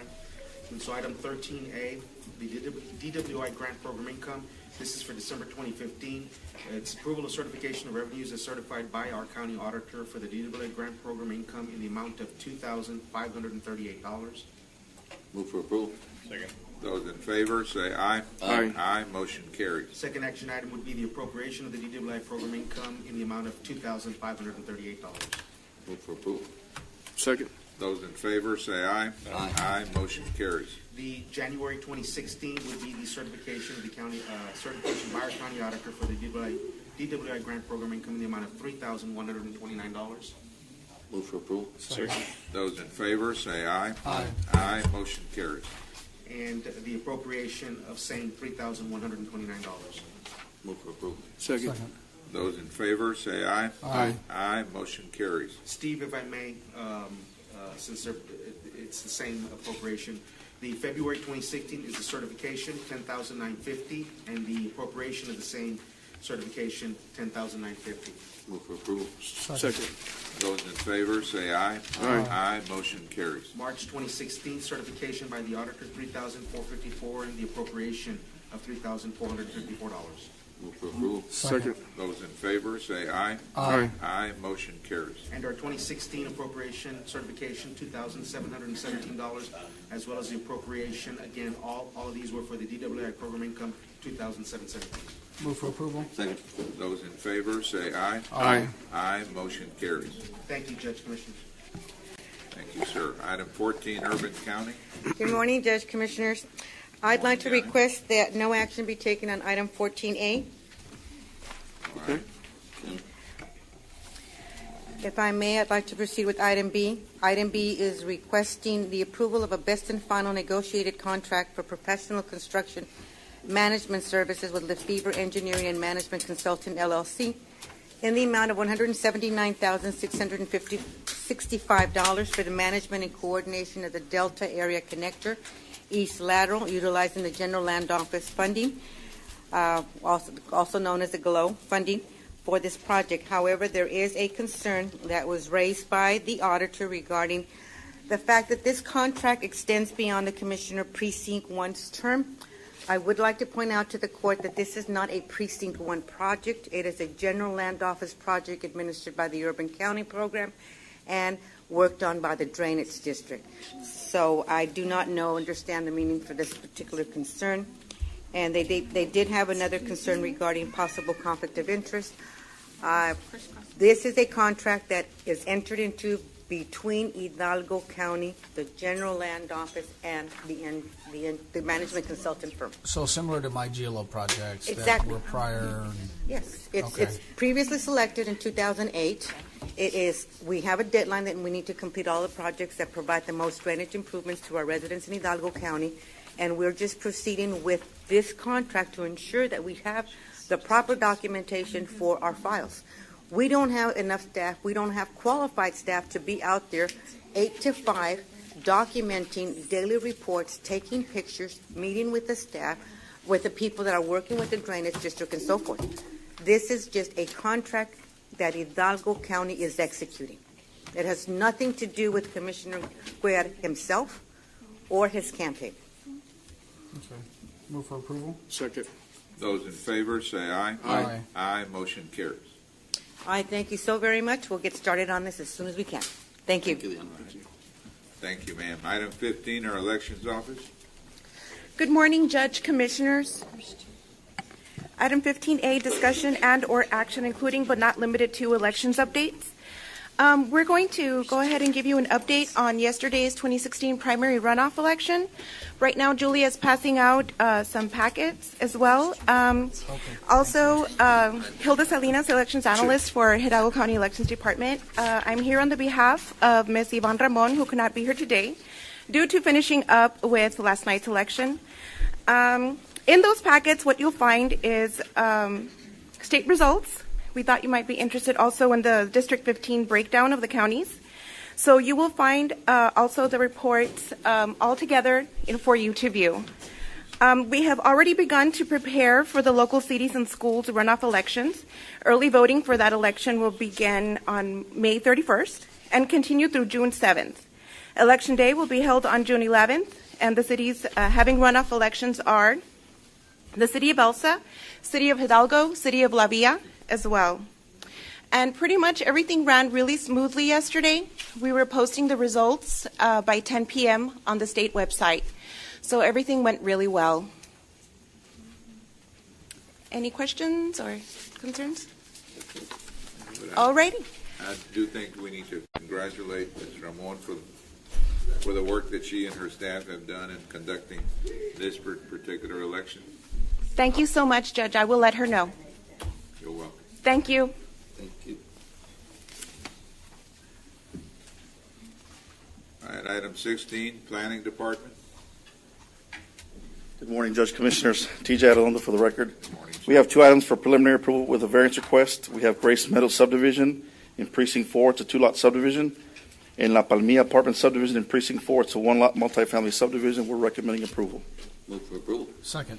Those in favor, say aye. Aye. Aye, motion carries. Next items are for preliminary approval. We have Sunset Valley Phase 4 in Precinct 1. It's a 16-lot subdivision. And Eduardo's number 14 in Precinct 3, it's a 33-lot subdivision. We're recommending approval. Move for approval. Second. Those in favor, say aye. Aye. Motion carries. Next subdivisions are for final approval. We have Las Delicias Phase 2 subdivision in Precinct 1. It's a 5-lot subdivision. Dos Vientos Estate subdivision in Precinct 4. It's a 58-lot subdivision. Julie Way Estate subdivision in Precinct 4. It's a 74-lot subdivision. And Tierra de Santa Cruz number 2 in Precinct 4. It's a 15-lot subdivision. We're recommending approval as well. Move for approval. Second. Those in favor, say aye. Aye. Aye. Motion carries. Last item is a reimbursement of a septic tank system for Los Navios subdivision in Precinct 4. We're recommending approval as well. Move for approval. Second. Those in favor, say aye. Aye. Aye. Motion carries. Thank you.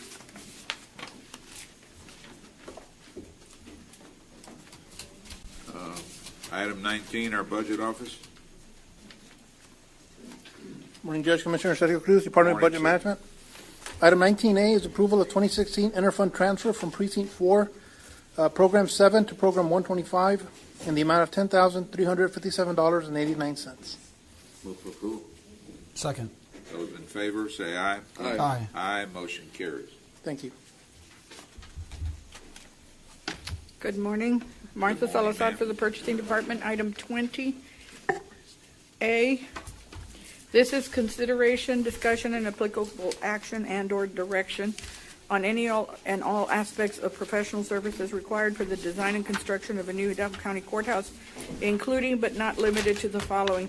You have all of the different subjects, starting off with the architectural firm. You know, the status of that is you have not... Marty,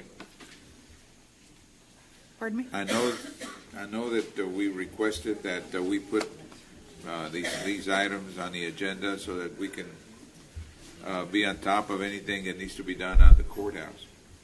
But in looking at the suggestions that have been made by our lawyer and some of the individuals that have been involved, and in listening to the commissioners and their concerns, I believe that we need to focus on the status of program and our project manager services. I believe we need to do what we can and act on hiring that particular consultant so that he can advise us on the other steps that we're going to need to be taking towards the construction of this new facility. Okay, so nothing on A, B, or C. I might want to also bring to your attention that, just so that you'll be up to date on the status on D, we are awaiting the ranked firms' different options on negotiating that contract. Well, which is before gonna we work get hand in hand. involved in negotiating with that ranked firm, the geotechnical, I mean, we need to get our construction No, sir. manager on D. board.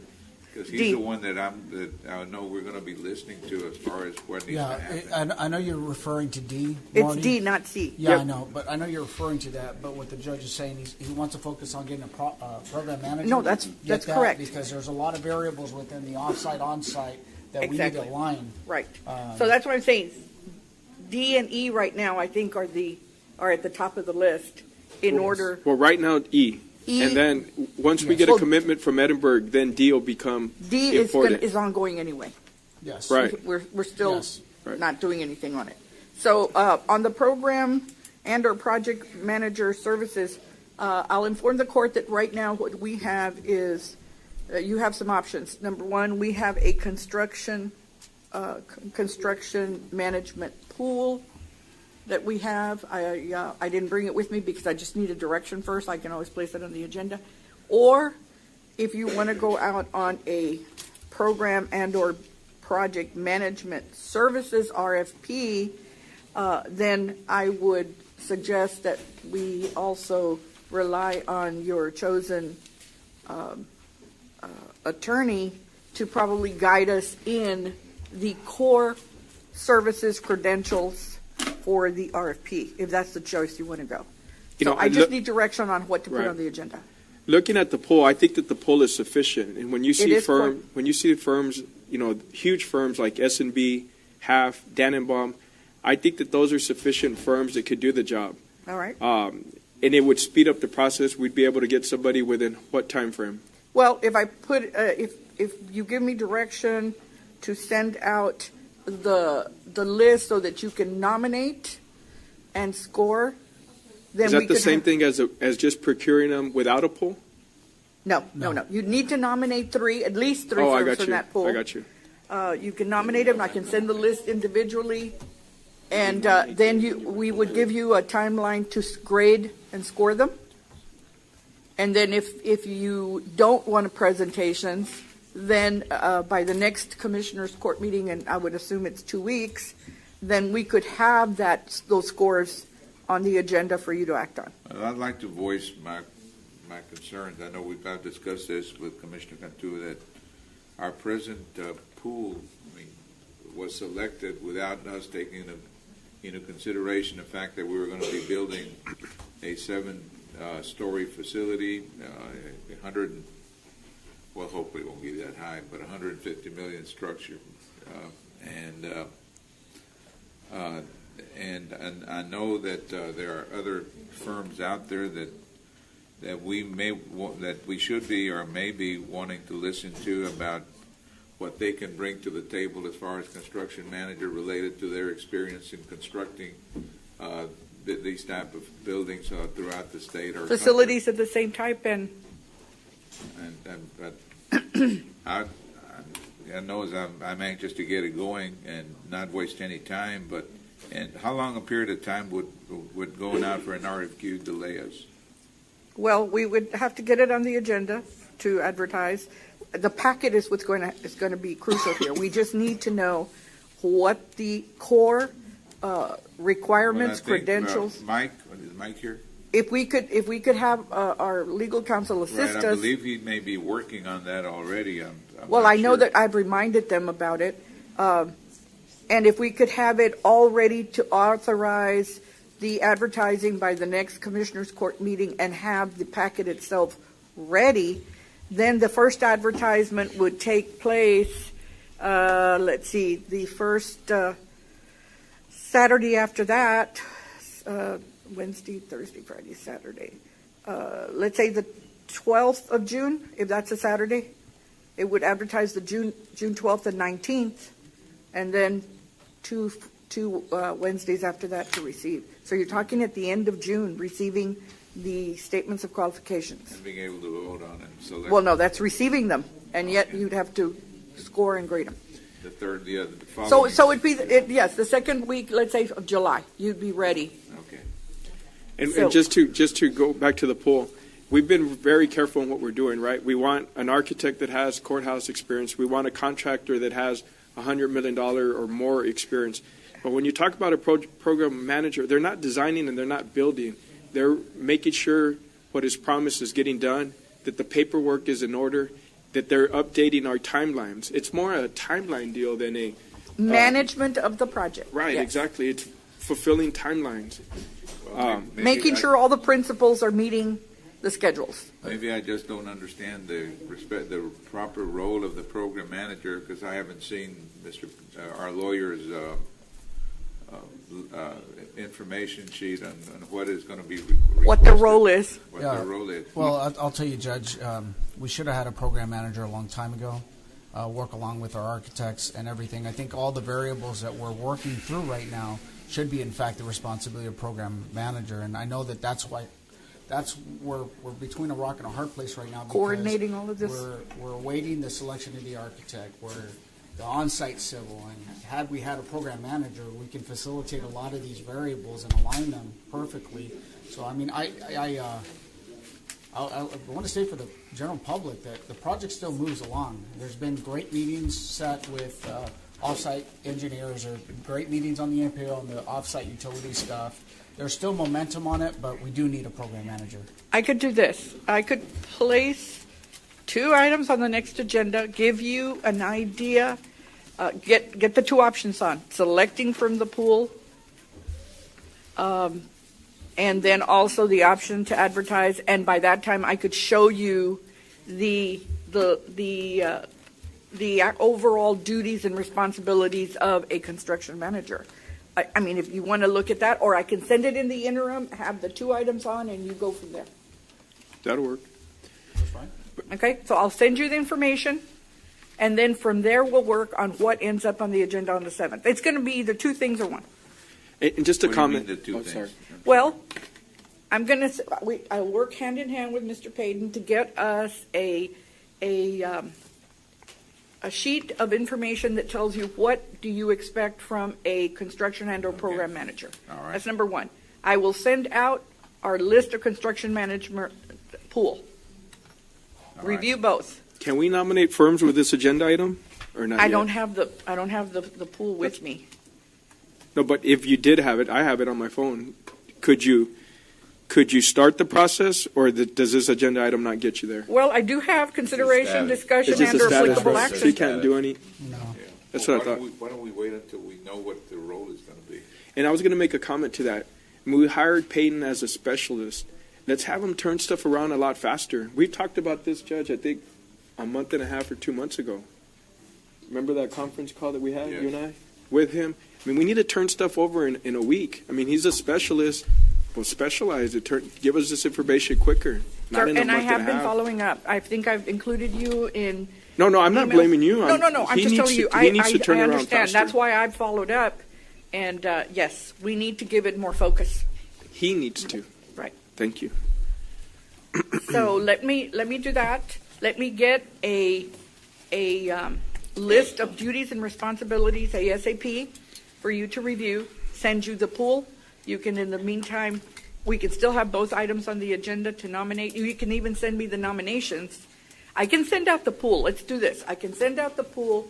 You can send me back the nominations, and I'll send those SOQs. You can have them graded in the event you want to go there. But would that also give us the option of? I will after place we on the look agenda. at the role they're going to play, Correct. to be able to go in out for an RFQ. Exactly. By that time, I'll also have on the agenda the core services that are required of it. It'll also help you in grading your pool of candidates to see, do they have the experience in that role?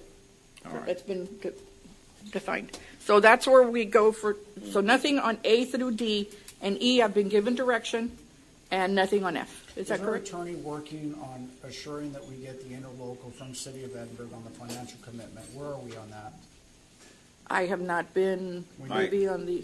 We need a status with that. You're Okay. talking about the interlocal and the MOU, or Yes, sir. either one. I believe they've already drafted it. Am I correct, Mike? Right, and they had their comments, and we had sent it out. Right. We sent it to the city of Edinburgh, and their lawyers looking at it, and they're working out the language. That's where it's at. I would like, whatever comes up. Yes, I need to be also brought up to date on that. Okay, so then we have that, an item 2. This is approval for correction to the date captioned on Commissioners Court agenda of May 17th of agenda item 54-562 for the upcoming auction. We inadvertently put the wrong date. It's June the 8th. I think it was captioned with June the 9th. Just wanted that. Move for approval. Second. Those in favor, say aye. Aye. Aye, motion carries. All right, item B1, 2, A, B, and C, all of those are no action. Item C, 1, for precinct 2, no action. And then item 2 for precinct 2 is approval of work authorization 4 with an estimated cost of $4,731.24 as submitted by project engineer LNG Consulting to provide geotechnical engineering services for the Rancho Blanco Road project. Move for approval. Second. Those in favor, say aye. Aye. Aye, motion carries. On item 3 is acceptance and approval to execute the final form of professional engineering services agreement with LNG Consulting Engineers on the schematic development plans, etc., right-of-way support and environmental services for Rancho Blanco Road Extension Project as approved for negotiations on May the 10th and subject to compliance with House Bill 23 and or 1295, if not already done. Move for approval. Second. Those in favor, say aye. Aye. Aye, motion carries. B is acceptance and approval of work authorization 1 with an estimated cost of $99,752.30. It's submitted by LNG and Consulting Engineers, schematic development plan specification estimates, ROW support services for Rancho Blanco. Move for approval. Second. Those in favor, say aye. Aye. Aye, motion carries. Acceptance on number 4, acceptance and approval of the executed and final form of professional surveying agreement with Civil Design Services, DBA CDS Murray, Road and Bridge, CIP, and other projects, also in compliance with 23 and 1295. Move for approval. Second. Those in favor say aye. Aye. Aye. Motion carries. We're taking no action on item 5. That will be on the next item, the next Commissioners Court meeting. Item D for Precinct 4. This is requesting exemption under Texas Local Government Code 262-024A4, a professional service. Move for approval. Second. Those in favor say aye. Aye. Aye. Motion carries. Presentation of the scoring grid for the purposes of ranking the nominated firms for Hidalgo County's approved pool of architectural firms in connection with Brewster Park project. This is Fulcrum at 92, Janak at 96, Mata Garcia at 97. Would you like to rank them in the order of their scores? Move for approval. Second. Those in favor say aye. Aye. Aye. Motion carries. And item C is authority to commence negotiation with the number one ranked firm of Mata Garcia for Brewster Park. Move for approval. Second. Those in favor say aye. Aye. Aye. Motion carries. Item 2 is acceptance and approval of the construction contract documents for Hidalgo County Precinct 4, mile 17 and a half road paving and drainage improvements with Texas Cordia in the amount of $345,880.39. Move for approval. Second. Those in favor say aye. Aye. Aye. Motion carries. Item 3 is requesting approval of an exemption Move for approval. under Texas Local Government Code 262-024A4. Move for approval. Second. Those in favor say aye. Aye. Aye. Motion carries. The presentation of the scoring grid for construction materials and geotechnical testing firms were Millennium at 98, Earth Company at 97, and TSI Lab Incorporated at 95. Does the court wish to rank them in the order of their scores? Move for approval. Second. Those in favor say aye. Aye. Aye. Motion carries. And item C is authority for purchasing to commence negotiation with the number one ranked firm of Millennium Engineering Group. Move for approval. Second. Those in favor say aye. Aye. Aye. Motion carries. That's all I have. Thank you. Thank you. Thank you, ma'am. Thank you. All right, under open forum, is there anyone else that signed up Yes, sir, Judge. that hasn't already spoken? That has already spoken. So there was a group, Mr. Dania. So let me start, we have Flor Martinez. Ms. Flor Martinez.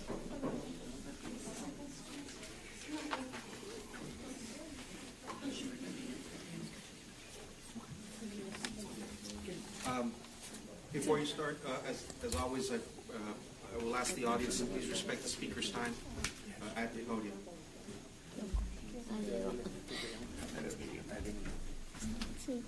Buenos días, nosotros somos de la Unión del Pueblo Entero y voy a presentar a Flor Martínez y yo voy a traducir pero al último. Buenos días, me llamo Flor Martínez y vengo representando a la colonia Mi Sueño en el precinto 3 y soy miembro de Lupe. Esta mañana estoy aquí para darle las gracias al comisionado Flores y al señor Rey Salazar por la luz pública en nuestra colonia. Ha incrementado nuestra actividad física porque los niños pueden jugar afuera más tarde y por los contenedores que nos llevaron para la limpieza que hicimos. Si vieran cómo nuestra colonia está bien limpia, nos sentimos orgullosos de nuestra comunidad. Y solo mencionarle que si no hemos pagado la cuota de la luz es porque no nos ha caído al cobro a todas las personas. Pero yo personalmente me comprometo a llamar a todas mis vecinas y recordarles la importancia de pagar esta cuota cuando todos los cobros se hagan mandado. Gracias por trabajar con nosotros en nuestras necesidades. Good morning, my name is Flor Martinez and I am representing La Colonia Mi Sueño, my dream.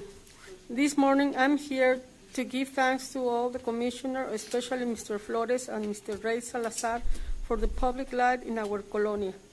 Now we can be more active because our children can play outside more time. Also, I give thanks for the trash containers. Our colonia looks very clean and we are very proud of our community. At this moment, we want to mention that some of our members don't make the payment because they don't receive the bill yet. I am the person who personally called all my neighbors and I remember them the importance of the payment. Thank you for your attention. Gracias. Thank you. Thank you, ma'am. Anybody else? Yes, Judge. We did have Mr. Ramiro Trevino, but I believe he had to leave. We have Beto Garcia.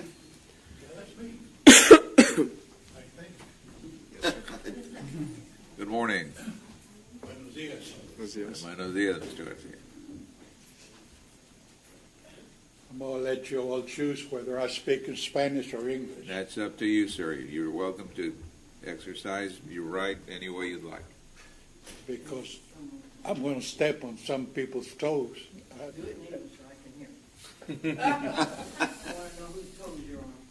Okay. My name is Beto Garcia. I live in Hidalgo County on Highway 88 between Elsa and Westlaco. Just as soon as you pass mile 13, there's the colonia named Country Village. It only has two roads, La Colonia. And those both streets, they have my name, Beto Garcia. So if you're going to be looking for me, all you got to do is just ask, where does Don Beto live? And they'll tell you, because I'm known as Don Beto. Because, you know, when you get old, and I'm getting pretty close to 80, they call you Don Beto. Okay. The problem that we have, Judge and Commissioners, is safety of our families and our kids. Traffic goes through there like if it was an expressway. There are signs that says 15 miles per hour. They go 40, 50. And we don't have law enforcement. That's the worst thing about it. The constable never showed up until yesterday. A car was there patrolling for 30 minutes. They left. One child, 5 years old, was killed by a pit bull there. My next door neighbor's son was hit by a speeder, broke his right leg. Then down the road, about less than a mile, a 17-year-old girl was hit by a car and killed. And she had a few days for graduation. It's terrible. I just want to get some protection. Talk to the leaders. We don't even know if we have a sheriff. I don't know him. I see the sheriff's department vehicles, and they go through there when they're looking for somebody, not because they care about you or because they're looking for somebody that is causing trouble. No, it's because they stop by my house and, Mr. Garcia, do you know Infante? Who? Infante? No, I know Elefante, but, you know, not Infante. Okay. Mr. Garcia, you know what, and I apologize, I didn't let you know about the 3-minute limit, so I'm going to ask, you have 1 minute left on the podium, sir. 1 minute? Yes, sir, there's a 3-minute time limit on the speakers. I failed to inform you, so I'm asking. Well, when they're campaigning, they don't give me 1 minute. Anyhow, you know what happened last week? Little beautiful Ivan was killed, 7 years old. We buried him day before yesterday. A driver was going and hit him and killed him and dragged him. We don't want that to happen. So we need some police protection. We're going to protect our families, our children. If the police don't do it, I just want you all to know that we are going to do it. Muchas gracias. If we can have an appointment so I can have more time. That's all the time we give. Thank you, sir. Did I have any time left? Anybody else? I do have Ms. Fern McClarity. She was a part of the other group, but she had actually signed up for the her subject matter was taxpayers' money. This is a different subject than the toll road. I was on the ballot board, and I was at the election office, and they put the Republicans, which I know that y'all know that we're here, in the kitchen, which meant employees came and eat and drink, and other people come and sit down in our area. Well, I've got a problem with that you need to look. I know you're always looking to buy buildings. You've got one on North 10th. You're looking at one across the street here at the, used to be First National Bank, now it's Plains Capital. You buy property, but then you don't do anything with it. Could you say that the public has to be polite to the people speaking? How about that they listen while we speak? I don't understand why you can buy property, Shady Lawn over here. You've got Robert Chevrolet parking lot. You've got that huge thing. Why don't you build something for the elections office? Ramon's got a sign up that says, do not park in my parking place, because that's his business, and we understand that. I don't have a sign that says that. Well, you got one that says only customers. I don't have any sign that I'll says go that. back and find it, because I did see I one. allow everybody that would, if there's room, they can park. Okay, well, I remember there used to be a sign that said I'm not sure what employees, but I'll find it. And because I wouldn't want, like I say, it's private property, so we wouldn't want it. The office over there, the time you get the employees that work for the elections office, there is no room. I've had to call the city and ask them if they will put the meter covers over the parking meters so the ballot board can get there. Otherwise, we have ballot board women that park 2 blocks away. We didn't get out last night till 10 o'clock. It's dark. I don't see any constables or sheriff's deputy walking us out to our cars. So I'm asking you to look at Shady Lawn. I'm asking you to look at Robert Chevrolet. I'm asking you to find a building that the elections office can go. The employees can have plenty of parking. The Democrats can have a huge room with the table that has all theirs. And the Republican can have a little bit more room than a kitchen. And like I say, y'all spend money like it's going out of style. So why don't you take the land that we've got, build something on there, and put the elections there? If nothing else, build a storage building for the storage that we have at Robert Chevrolet and put that over somewhere and let elections be there.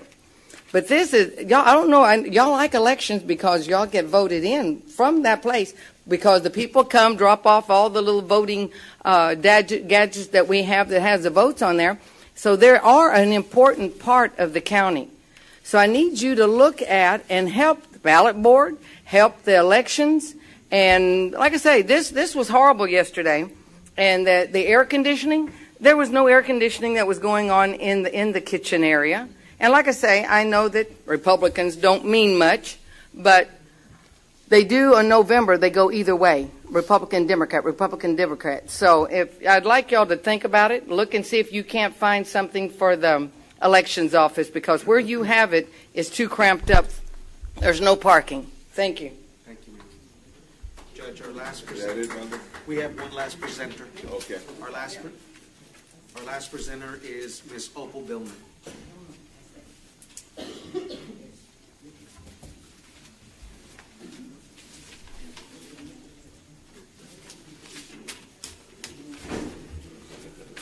Hello. In real estate, a title policy is an insurance policy. The seller of the land usually provides a title policy to the buyer. A title policy company researches the land that is for sale and informs the buyer of all variables concerning the land, especially liens on the land. Our land is debt-free. However, the condition in this case is our debt-free community property is under court control in the 275th District Court on the foundation of a petition for divorce. The court has no authority to sell or incorporate our community property. The court's only job was to divide our community property fairly between Joe and me, the owners, and close the case. Instead, while under control of the district court, the state certified 2 corporations for our debt-free land and used our community property to establish a hedge fund. Who is the hedge fund manager? Who is selling our community property? Who's getting the money? Also, while under control of the court, 2 banks have placed collateral liens on our debt-free community property using as a foundation 2 deeds claiming to have purchased land belonging to Joe and me from the hedge fund. The deeds are counterfeit. They convey nothing. I have spoken to representatives from both banks.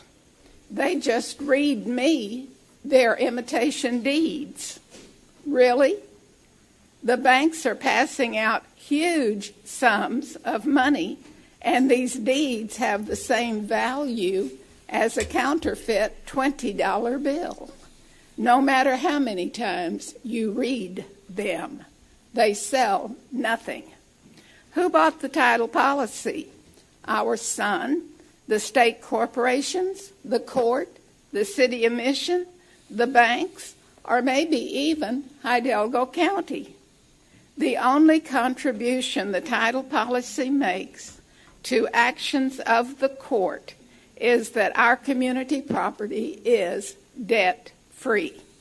Who is selling our land? Who is buying it? I want a quit-claim deed from every one of them. To encroach upon land that belongs to someone else for the purpose of taking it over is illegal. Commercial stores have been built on the frontage of Sherry Road. The stores belong to the builders. Move them. I'm closing. Just let me close up. The buildings belong to the stores belong to the buildings. Move them. Bank debt belongs to the individuals who borrowed and got the money. The land, including that which the city is using to widen their street, which goes nowhere except their luxury apartments, belongs to the estate of Joe Billman and me. Thank you. Thank you, ma'am. Judge, we do have executive session. At this time, pursuant to 551-071, 072, I need a motion to proceed to executive session. Second. Those in favor, say aye. Aye. Aye. We'll be in executive session for a short while.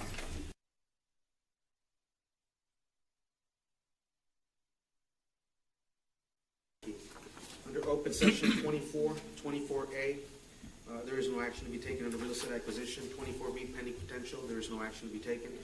Under 24C, Judge Commissioners, R. Gutierrez Engineering Corporation versus Hidalgo County Judge Commissioners. For the record, there is an amended petition, or the original petition has been amended to include 2 other road projects within that suit. And so for the record, the 3 road projects included in the suit, Owasso Road, Tower Road, and Thomas Road project. So again, just for the record, they've amended it, and Palacios and Associates are the Palacios, Garza, and Thompson are the attorneys of record for this case. Item 24D, claim of PEGA JPS Utilities LLC. Judge Commissioners, I'd like settlement authority to make an offer in the amount of $162.37. Move for approval. Need a second? Second. Those in favor, say aye. Aye. Aye. Motion carries. Item 24E, claim of Rodolfo Vela. Judge Commissioners, I would like settlement authority to make an offer in the amount of $1,310. Move for approval. Second.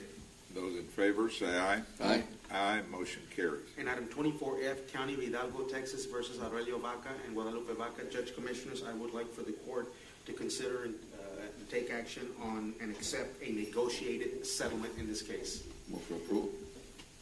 Second. Those in favor say aye. Aye. Aye, motion carries. Judge Commissioners, there is no need to go back into closed or open session. I will say, for our next Commissioners Court, we will not be having Commissioners Court next week. We will be having Commissioners Court on June 7th. We do have a public hearing that must be held on date, and we will be having. When is that hearing? June 7th. Okay. It's on a Tuesday. There is a public hearing that's been advertised, so we do need to have court on June 7th, and we do need to have Commissioners Court the very next week, June 14th. That is the that's the court session where we will be having a bond sale, and so if I am not mistaken, I need a minimum of 4 representatives of the board to be at that meeting. So our next court session, June 7th, the one thereafter, June 14th. Move to adjourn. Second. Those in favor say aye. Aye. Aye, motion carries. Thank you, Judge. Thank you.